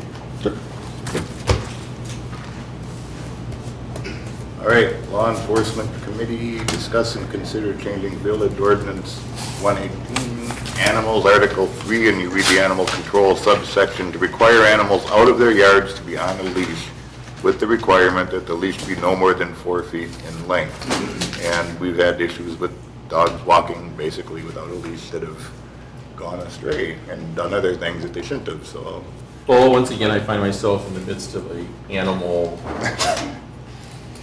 At least this one's canine. Well, yeah. But, Still 4 legs. So the question is a 4-foot-long leash what you want? Or is a 10-foot-long leash what you want? I was going by what I think was on the agenda for law enforcement, but we could easily make the change if you want to. Yeah, I mean, some of these leashes. I feel more comfortable with 10 feet, but with Yeah. retractable leashes, Yeah. as long as. Yeah, I think 10 feet is fine, but. I think just as long as they're on a leash, that law enforcement's. Yeah. I thought at the law enforcement committee, they had 6 feet. That was their Well, recommendation. see, I know, I'm being bombarded with these numbers and I don't want to get it wrong, so. When we walked out, we had agreed upon 10. Yeah, let's do 10. And how is that compared to other municipalities? It's, in They're all over the map, some don't even specify. Yeah, It's pretty yeah. comparable though, I He mean, gave us a list of like Yeah. 6 municipalities, and they were all over. I don't think that will stand out whether it's 4, 6, 8, or 10, but I just want to make sure that that we're doing what the board wants done. And currently, we don't have The 10-foot. And any. So I think it's important to maybe put this on our website or make sure it gets in the paper too, just so people are aware of it, because it's, I think, some long overdue kind of a thing. Right now, it's up to the officer to interpret under the control of the owner. So Right. at least saying, have the dog on a leash and it shouldn't be more than 10 feet, we at least have that out there so people and the officers aren't confused as to what So the it's ordinance is. consistent control and means. enforceable, yeah. Yeah. it's not just dogs. Right. Make Cats. sure that. Yeah, any domestic pet maybe, because there are people running around with some interesting pets. Yeah, what is the classification of domestic animal? Well, let's not go there. I just had to go there. I'm just coming out of therapy. So, well, that's kind of an open question. Earlier, let's see, in 2017, Wilbur the pig had taken residence in someone's backyard, and we didn't think that that was a domesticated animal. It is a wide open question. It's a question that could be addressed from an ordinance point of view, but right now, it's kind of like if staff knows what it is and they say it's domestic, then it's gonna pass the test. Okay. But pigs don't, we know that. All right, any other questions, comments? Is there a motion to approve the ordinance? I have a motion to approve the ordinance. Okay, is there a second? Second? At what 10 time? At 10-foot leash? 10-foot Okay. leash. Okay, Okay. four, yep. Yes, that's good. All right. Motion and second to approve the ordinance with a 10-foot leash being specified. Any other discussion? If not, all in favor say aye. Aye. Opposed? Abstentions? Jack, Melissa, just so you know, I'm not making fun of your question. No, I remember, But, it's fine. you know, I just, it's one of those things Right where before it's my kind of like time. if we open up the question, there's going to be a lot of debate about it, which is fine with me, but it's, I just want the board to know that at this point, the language remains the same. Okay, Thank you. awesome. We are down to Natvic Landfill Monitoring Committee. We met last Monday before the town joint meeting with us, and it's basic, like every other time, just looked at the overall billing that was given to us and approved it. That was a pretty quick meeting. Okay. One other item of note is Steve Enders actually has a request of the DNR to see if it could possibly use as like a dog park in Oh, the yeah, future. that's Oh, I believe the one off of Sycamore and Madison was once a landfill, and they converted it to a dog park. So we're waiting to hear back from the DNR before it gets presented to the committee and back to the board. So that's Yeah. That'd be great. That would be as awesome. well. could be, You yeah. can't use recovered landfill area like that for. Okay. But The it's- township they're pay for waiting the on fence, DNR so to say it's all that. good. Yeah. Okay, perfect. Public Works and Properties, and there's an item on here, discuss and consider committee recommendation to the village board on the future of the Bonnie Road building. JJ, if you want to come up here and give us a synopsis of that. Long story short, I suppose, ever since the municipal services building opened, there's been inquiries on and off about purchase or lease or the status of the Bonnie Road shop. So basically, there was one more recent inquiry, even though the Public Works Committee had, forgive me, I gotta get my memo back up here. Public Works Committee had recommended about this time last year that it's essentially taken off the market until there's another plan. So basically, we want to do the same type of recommendation from the committee, then bring it to this board for formal discussion. And as of the day before our Public Works meeting, I just went over, took an inventory of the equipment that we have in there. It changes seasonally, it changes depending on what we're doing, but basically replacement value is roughly around $1 million just on that given day. That's under that roof. With the only way we'd be able to get it into the new shop would be to park in the police squads. Okay. Which is not desirable. So,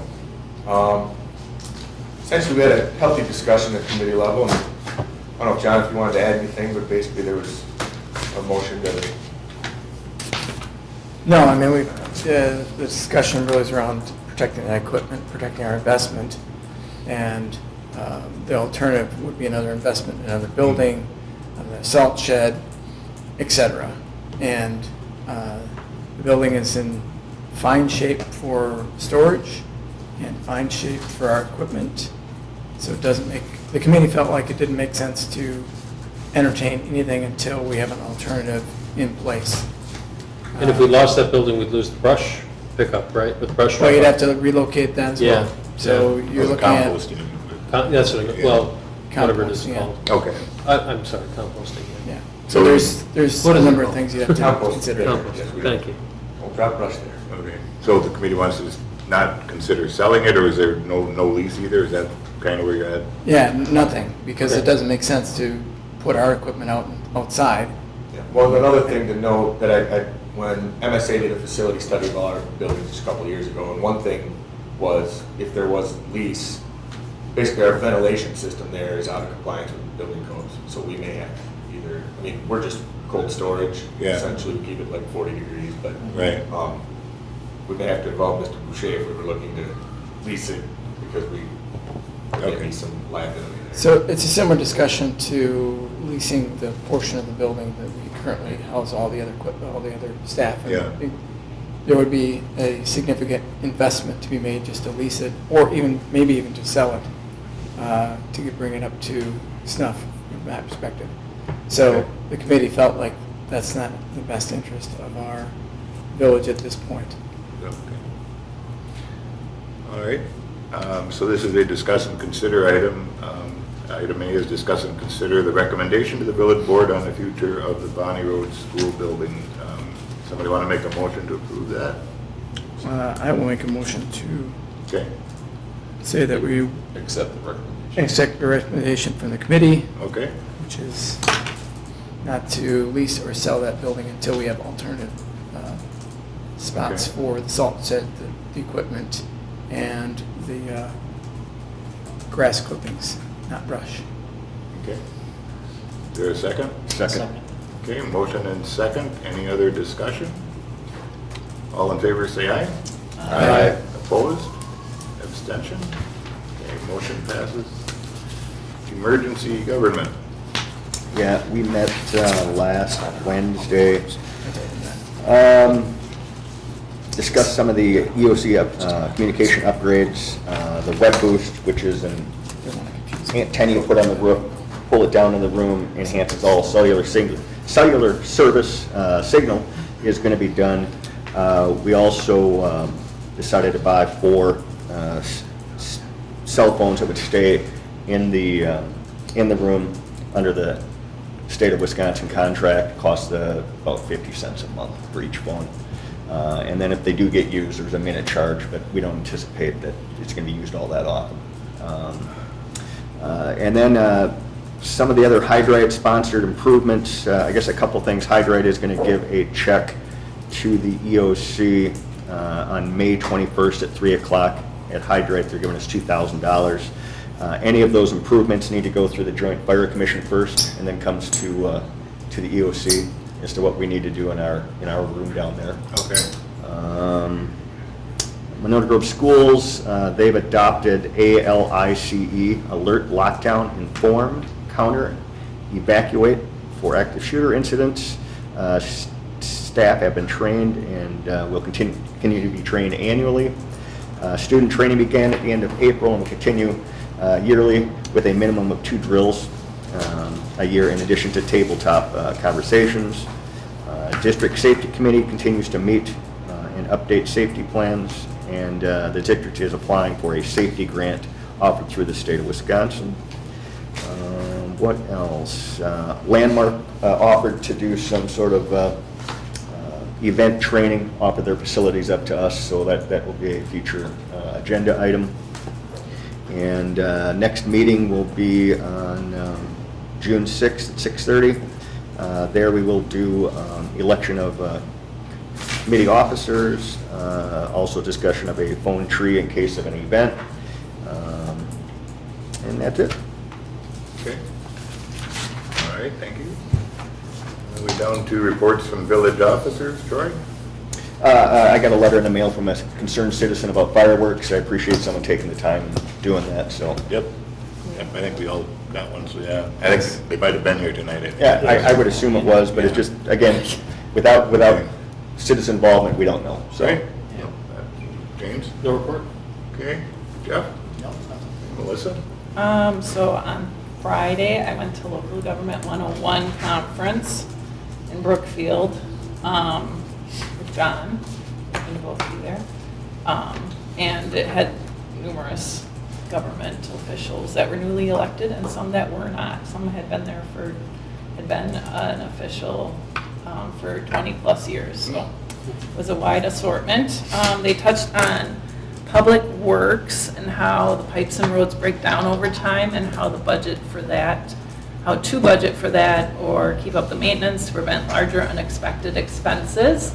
And so from going to Public Works Committee meetings, I've learned that JJ is on top of stuff. Way to go, JJ. Go team. Also, it gives a very brief course training on budgeting, and so there's just a lot that goes into it, so I'm really appreciative of our staff because they are on top of it and help keep the village running smoothly. They do. Okay, John? Yep, just to piggyback on that, great training event, appreciate the village sending us down there for that. The keynote speaker is actually the mayor of Appleton, who's been in that assignment for over 20 years, sits on some state level committees, and he talked about community, and I'm bringing this up because it was last week, and maybe not everyone thought it was the most productive joint meeting, but having a discussion with the town certainly lent to his advice on looking beyond boundary lines, looking at neighboring communities, because I think he has 3 or 4 counties and 5 or 6 school districts that actually touch Appleton.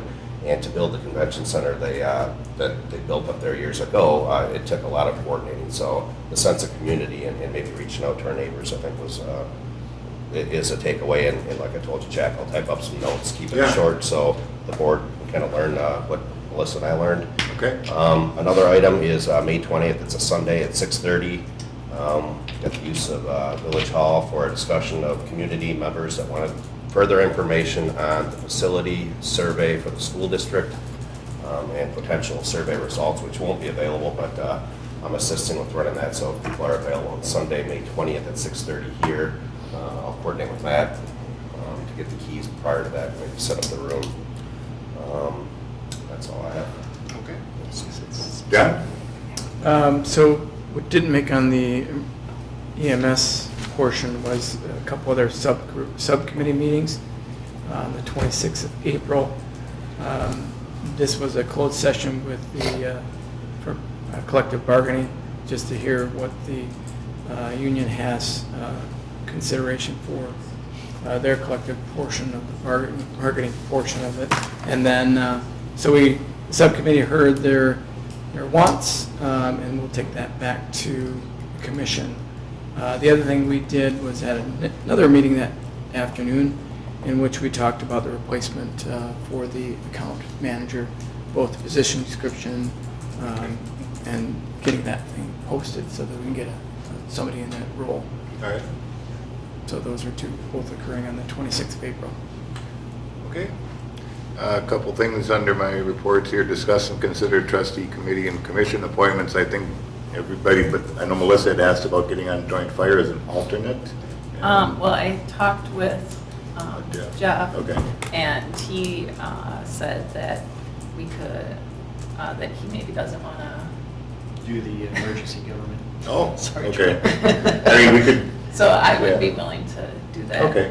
And if there is an alternate for joint fire, I can be an Yeah. alternate. Would be Okay, so we could make it, you just take you off of emergency government, put Melissa in your place, and then also be the alternate for emergency fire. Joint fire. Joint fire, Yeah. sorry. There's That'd be fine. something that Mick did that I He could. was only on CDA and plan, Okay. and Yeah. alternate EMS as well. Okay, so, yeah, so Jeff has come off of emergency government, Melissa will go on in his place. Anybody have any questions on that, or is that all right? Otherwise, I'll make a motion to approve Melissa for emergency government and alternate for joint fire. Is there a second? Who's going to take Mick's spot for CDA? I'm still looking, I got somebody for plan commission, maybe for citizen member, but I gotta find CDA. For Trustee. For trustee, I For- would do that. You would do CDA? Okay. It's Monday nights. in Okay. between Village meetings, so All right. So, Second Wednesday. Second. all right. CDA. Oh, sorry. Monday. I thought you said plan commission. Sorry. Yeah. Sorry, Jack, to No, that's interrupt the fine. process. So I'll add to that then, put Melissa on emergency government, alternate for joint fire, and move Jeff to CDA. And then, would I stay on plan then? Yeah, you stay. In the mixed spot then, since I Yeah. was a citizen? Yep. We have to make an Did we, appointment though for that. did not, because okay. She's on as a citizen, not as. She's still on as a citizen, okay. All right, so just to make sure we're clear, that Melissa would also be appointed to plan commission. Yeah, it's Monday. Next. So I guess to recap, then Melissa would take over Jeff for emergency government, alternate on joint fire, and be appointed as trustee member of Plant Commission, and Jeff would be a trustee member of CDA. And I'll make a motion to approve those appointments. Is there a second? I'll second. Motion and second. Any other discussion?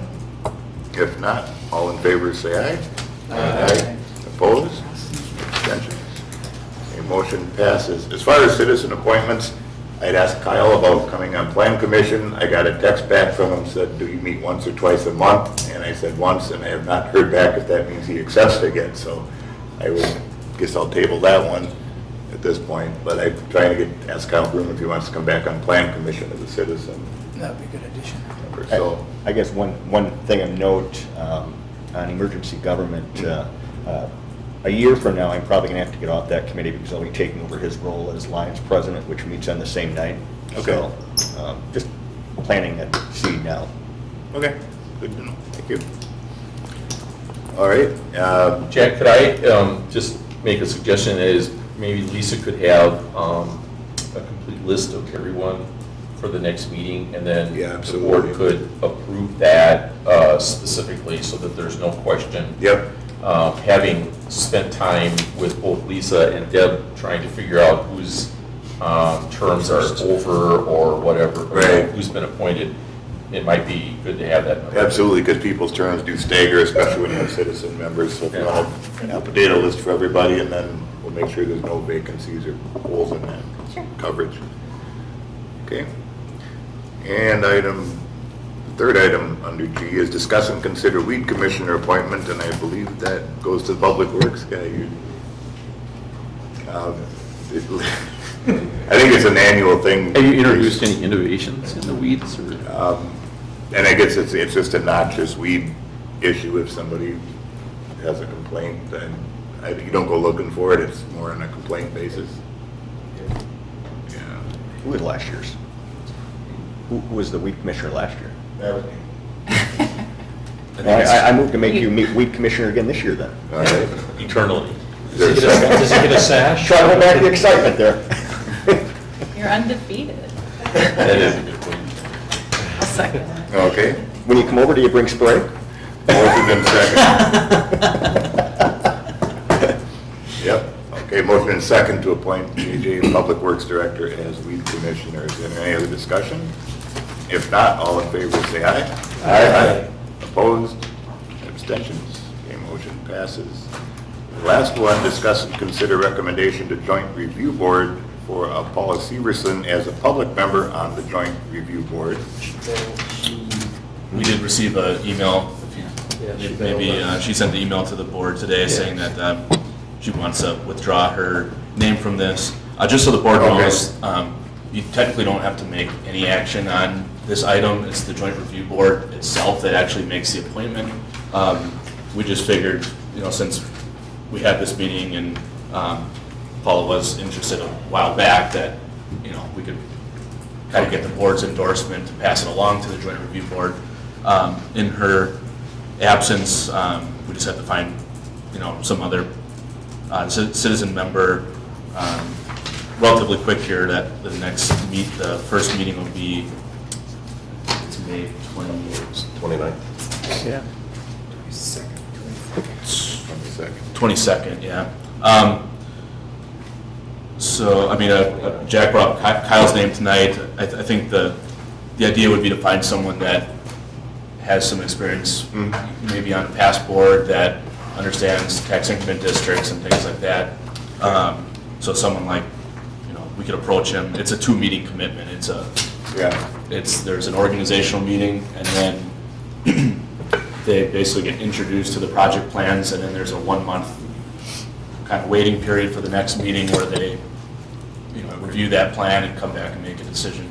So, if anyone else has other names that they want to suggest that we could ask and bring forward, that'd be fine too. Yeah, if you can get them to me by next meeting, if you can come up with somebody, that'd be great.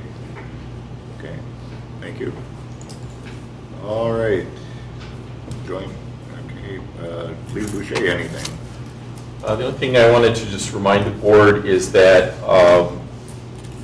under these reports from officers, if you have something of substance that you want to discuss, please let Lisa know ahead of time so that we can include it as part of the agenda. If it's just a general report, that's not an issue, but if it's something that from a previous meeting or something of substance, we want to make sure that we're properly noticed on it, or else we'll have to carry it over to the next meeting. Other than that, nothing. Okay. All right, Matt, you've got a process or discuss process for establishing board priorities for village operations. Especially given the fact that there's, I think, about 4 board members and, with less than a year on the board, it probably makes sense to come together on some process to determine what everyone's priorities are as a group. And everyone has enough meetings and things like that to go to, so my thought was to do this over the course of the next month or so, kind of slowly doing it at board meetings. And, it would start off as something as simple as sending Lisa and I a list of 4 or 5 projects, initiatives, anything that you personally deem as a priority for the village, and then we'd compile that list and could discuss it as a group. Maybe depending on how you define some items, maybe it's not totally clear, so at that May 21st meeting, that'd be a good time to kind of, maybe sell your item to other board members or explain more of what it is. And then there'd be a time to individually prioritize, where you can put all your, points, for lack of a better term, on one item, or disperse them evenly, throughout, or however you'd like to. And then we would come back, and you could see, how the items stack up, and that doesn't hold the board to anything other than, you can move items around or just discuss things further, but it just gives you all an opportunity in an open forum to kind of discuss, what are the important issues. And then after that, then, you'd have a top 5 or top 10 list that we can all discuss further and determine how best to allocate resources and what policies or goals to put in place to achieve those. Okay. So if everyone's okay with that, if there's any feedback, or we can put that on the next agenda. Yeah, just leave it on as a future agenda item, and if anybody has anything, let's talk about it, okay?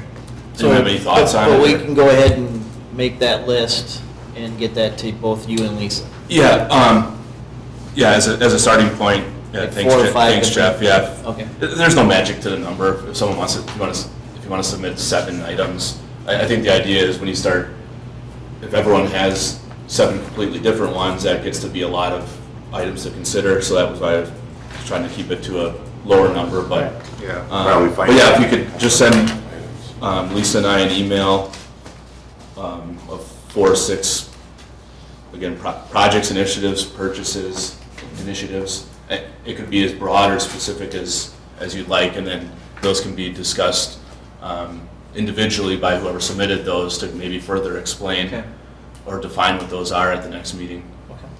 Sounds good. And Matt, if I can ask, is staff can also put things in, because it sounds similar to like what we're planning for a budget, but you guys may have things on the horizon that we don't know about, that may be priorities for you, but again, that should be in that consideration pool, or? I mean, that's not a bad idea. My initial thought was just it'd be interesting just as a board to see what you guys think is important. And we certainly have all the memos that were submitted as, staff and departments, what their suggestions were of things that, are important, maybe not necessarily for that given year, but upcoming. And we could certainly have that general list to you guys as background, so you could have that, I'm sure we could put that together and send it out to you all, so you see some of what those things are, as maybe might help some of you with ideas. It may be just something that, we're not thinking of, that is a priority that, is already on the radar, and so. Sure. Yeah, we can set that as an aside, but yeah, the prioritization, we're hoping that it would just be the board. I mean, staff didn't really want to influence that at all, and so, but yeah, we'll get that out to everybody. Okay. And then, as an aside, also just wanted to, I don't think that it gets talked about enough, just about, to praise the police department on accreditation aspect. I don't know how many agencies in the state, it's not many that are accredited, and that should be coming forward here soon from, for the Cottage Grove department, so. And that's been a long process. Yeah. Okay. Congratulations. Yeah. Yeah, thank you. Yeah, they vote in May on accreditation, and then June they would actually, we go down there and meet before the board, and then they give us the blessing of the state board on that. Okay. And if we want, they can even send someone out to a village board meeting to present us with a plaque. No.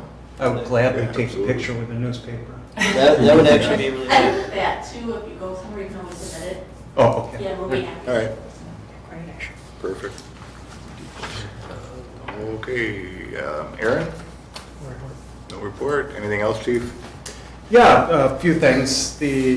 At the last joint meeting, the town brought up mutual aid that they had been providing to the village, and at one point, Troy asked me for the numbers for the village, and obviously at that time I had no clue because I wasn't prepared for that. So I've done some research, and they mutual aided 62 times in 2016 to the village. We went out there 78 times in 2016.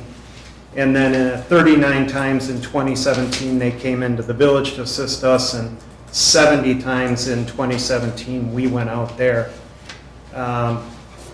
One interesting part of that is we're finding that most of the time we're doing the mutual aid is at night when there's nobody on in the town. So that's us responding out there. And I really want to emphasize this point that I never would have thought to bring up at a public hearing or meeting mutual aid numbers. It's frankly, we just don't care. We're there to provide the service to whoever needs it when they need it. And the Sheriff's Department and Village of Cottage Grove, including their town deputies, we all have a very good relationship. So I don't know why that was brought up, but this is our response to it, that we go out there frequently and they help us also. Seemed like they were playing to their constituents. Yeah. Yeah. They brought the road crew with them. Yeah, they were I talking. appreciate you putting this together, though. It's Yeah, thank you. Great information, so. Also, I'm going to have a more in-depth response to some of the things they brought up at that meeting also, I think that are important to address, and I'll bring that up at the Law Enforcement Committee. Yeah. But there were things like ticket revenue for the town, and Why does that matter either? yeah, and basically, I had a couple citizens approach me afterwards and say, why is it important to advertise your ticket revenue? And I think it's important to realize in the village, nobody, no elected official, no village officials ever come up to me and said, I expect your revenue to be at this level. It's never been that way, and I don't think it should be. I think you go out, you write tickets where it's needed, when it's needed, as a safety item. But we are staffed at our recommended levels now. In 2015, we had revenue of $10,000. In 2016, it was $25,000.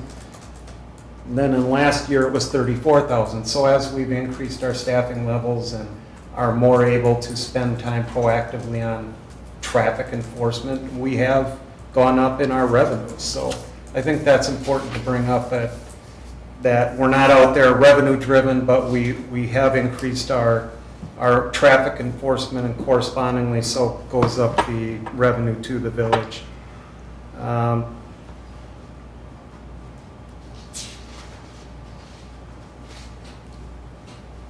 One of the other things that they brought up was they feel that they're getting improved enforcement, better revenue, better visibility. I think they may be getting better visibility out there, which is a function of only having a part-time police force that's concentrating on a town of 3,800 people. Right. That 10-person police department was policing 10,000 residents back then. Right. They didn't have time to basically go out and do a lot of the functions that are necessary in a professional police organization. And all of those officers now work for the village. So I want to, I'll bring this up more in depth at the LEC, but I want to say that those officers were put in a tough situation back then. They didn't have a lot of time to spend being visible and doing traffic enforcement because they spent so much of their time going to call, doing reports, data entry, things like that. And I think that's one of the functions of why they weren't seen so much in the community, whereas the town deputies, they're policing a rural community now. And they don't have rental properties like the village does. And not to demean anybody in a rental property, but that's where our calls for service are, is non-property owners living on site. We rarely get calls for those. We get calls at rental units, and the village has a lot more of that than the town does. Dan, can you speak to the how many officers per thousand, or is kind of the general rules of thumb that are out there? Right. In the state of Wisconsin, it's 2.2 officers per 1,000 residents. In Dane County, it's 2.6 residents per 1,000 residents. We're right at the recommended levels now in the village, and I wouldn't see us increasing our numbers of police officers anytime soon. So those are the figures I didn't exactly have, but I was just trying to bring it up for discussion at the meeting. But what I was trying to get at is it's just not apples to apples to look at the past department, because it was 10 officers. Probably it could have been, with those kind of standards, 20 plus officers to have the standard that we have today here. So it's neither here nor there, but because it came up, I think we just wanted to address that. Yeah, similar communities, DeForest, Oregon, 10,000 people, they both have 18 officers. So it was an understaffed department. I'm not sure why a lot of the numbers were brought up at the joint meeting, but I can address it in more detail at the LAC. Perfect. All right, down to communications and miscellaneous business. First one is consider approval of vouchers. Any comments, questions, corrections? Okay, is there a motion to approve? Wait, you said vouchers or? Yeah. Oh, I thought you said communication. All right, sorry, I have a couple just clarifications. What's a changeover fleet vehicle? That's for the police department? It just said changeover fleet vehicle. Is that a vehicle while one's getting service? It didn't say police department. I'm not sure what it said. It's for 7,000. That's going to be ours. That's where we took one of our squad out of service, then we put our new one in service. Okay, gotcha. So we're changing over all the equipment from one squad to another. That makes sense. I just saw it and I'm like, what is that? And it didn't say, I don't think it said police car or anything like that, so that was where I got confused. Then there's a cost for traffic light at School Road for maintenance. Is that just to finish out what we did there, or do we have a problem already with the brand new light? We had, it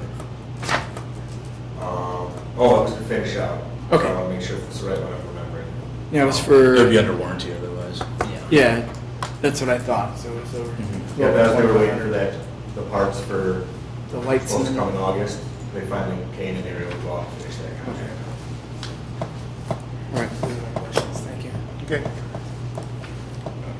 I'll make a motion to approve the vouchers as presented. Is there a second? I'll second. Okay. I'll second. Motion and second to approve the vouchers. Any other discussion? If not, all in favor say aye. Aye. Opposed? Abstentions? Okay, motion passes. Correspondence, I have nothing other than the same letter we all got about the fireworks, nothing else official. Anybody get anything else? Otherwise, future agenda items, the TDS presentation, we had what Matt had under his item. More commission committees appointments under mine. Anything else for future agenda? Is it going to the law enforcement committee first, the no trespassing signs we have behind this building, and then coming here? We haven't really done anything else with it. I mean, a couple people saw it, they got freaked out, overreacted, and we took them down, so. But there was legitimate reasons for putting them up.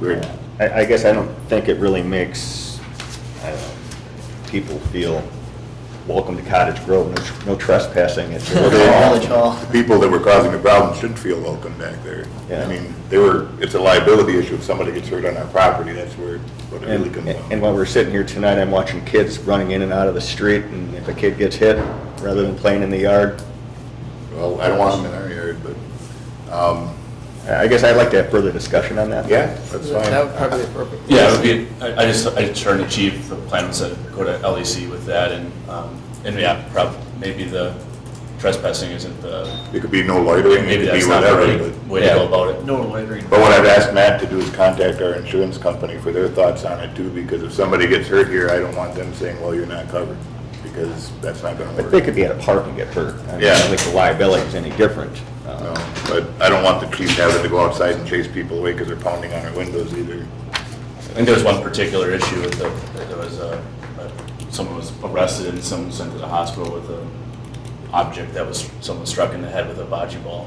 Yeah, So, on village property. But, So could we get that on the next agenda then? Yeah. I would like that as well, because what I found out on Friday is, I mean, I appreciate the chief's, memo that covered 2 years' worth of calls, but really what, one of the blocks said that it should be unilaterally with the board, a board decision and conversation here versus one or two people deciding that, so it should go up. Okay. Herb, anything else? Okay. If that's it. Okay, at this point, I'll make the motion that the Village of Cottage Grove Village Board enters into closed session pursuant to Wisconsin Statute 1985, Parent 1, Parent E, deliberating or negotiating the purchase of public properties, investing in public funds, conducting other specified public business whenever competitive or bargaining reasons require closed session. This closed session is to discuss boundary agreements. Is there a motion? I'll make a motion. Okay, is there a second? Okay, and we need a roll call vote. Okay. Allen, Aye. Elmore, Aye. Henry, Aye. Lindberg, Aye. Radcliffe, Hi. Russell, Aye. Williams, Aye. 7 ayes, 0 Okay, noes. all right, we're now in closed session.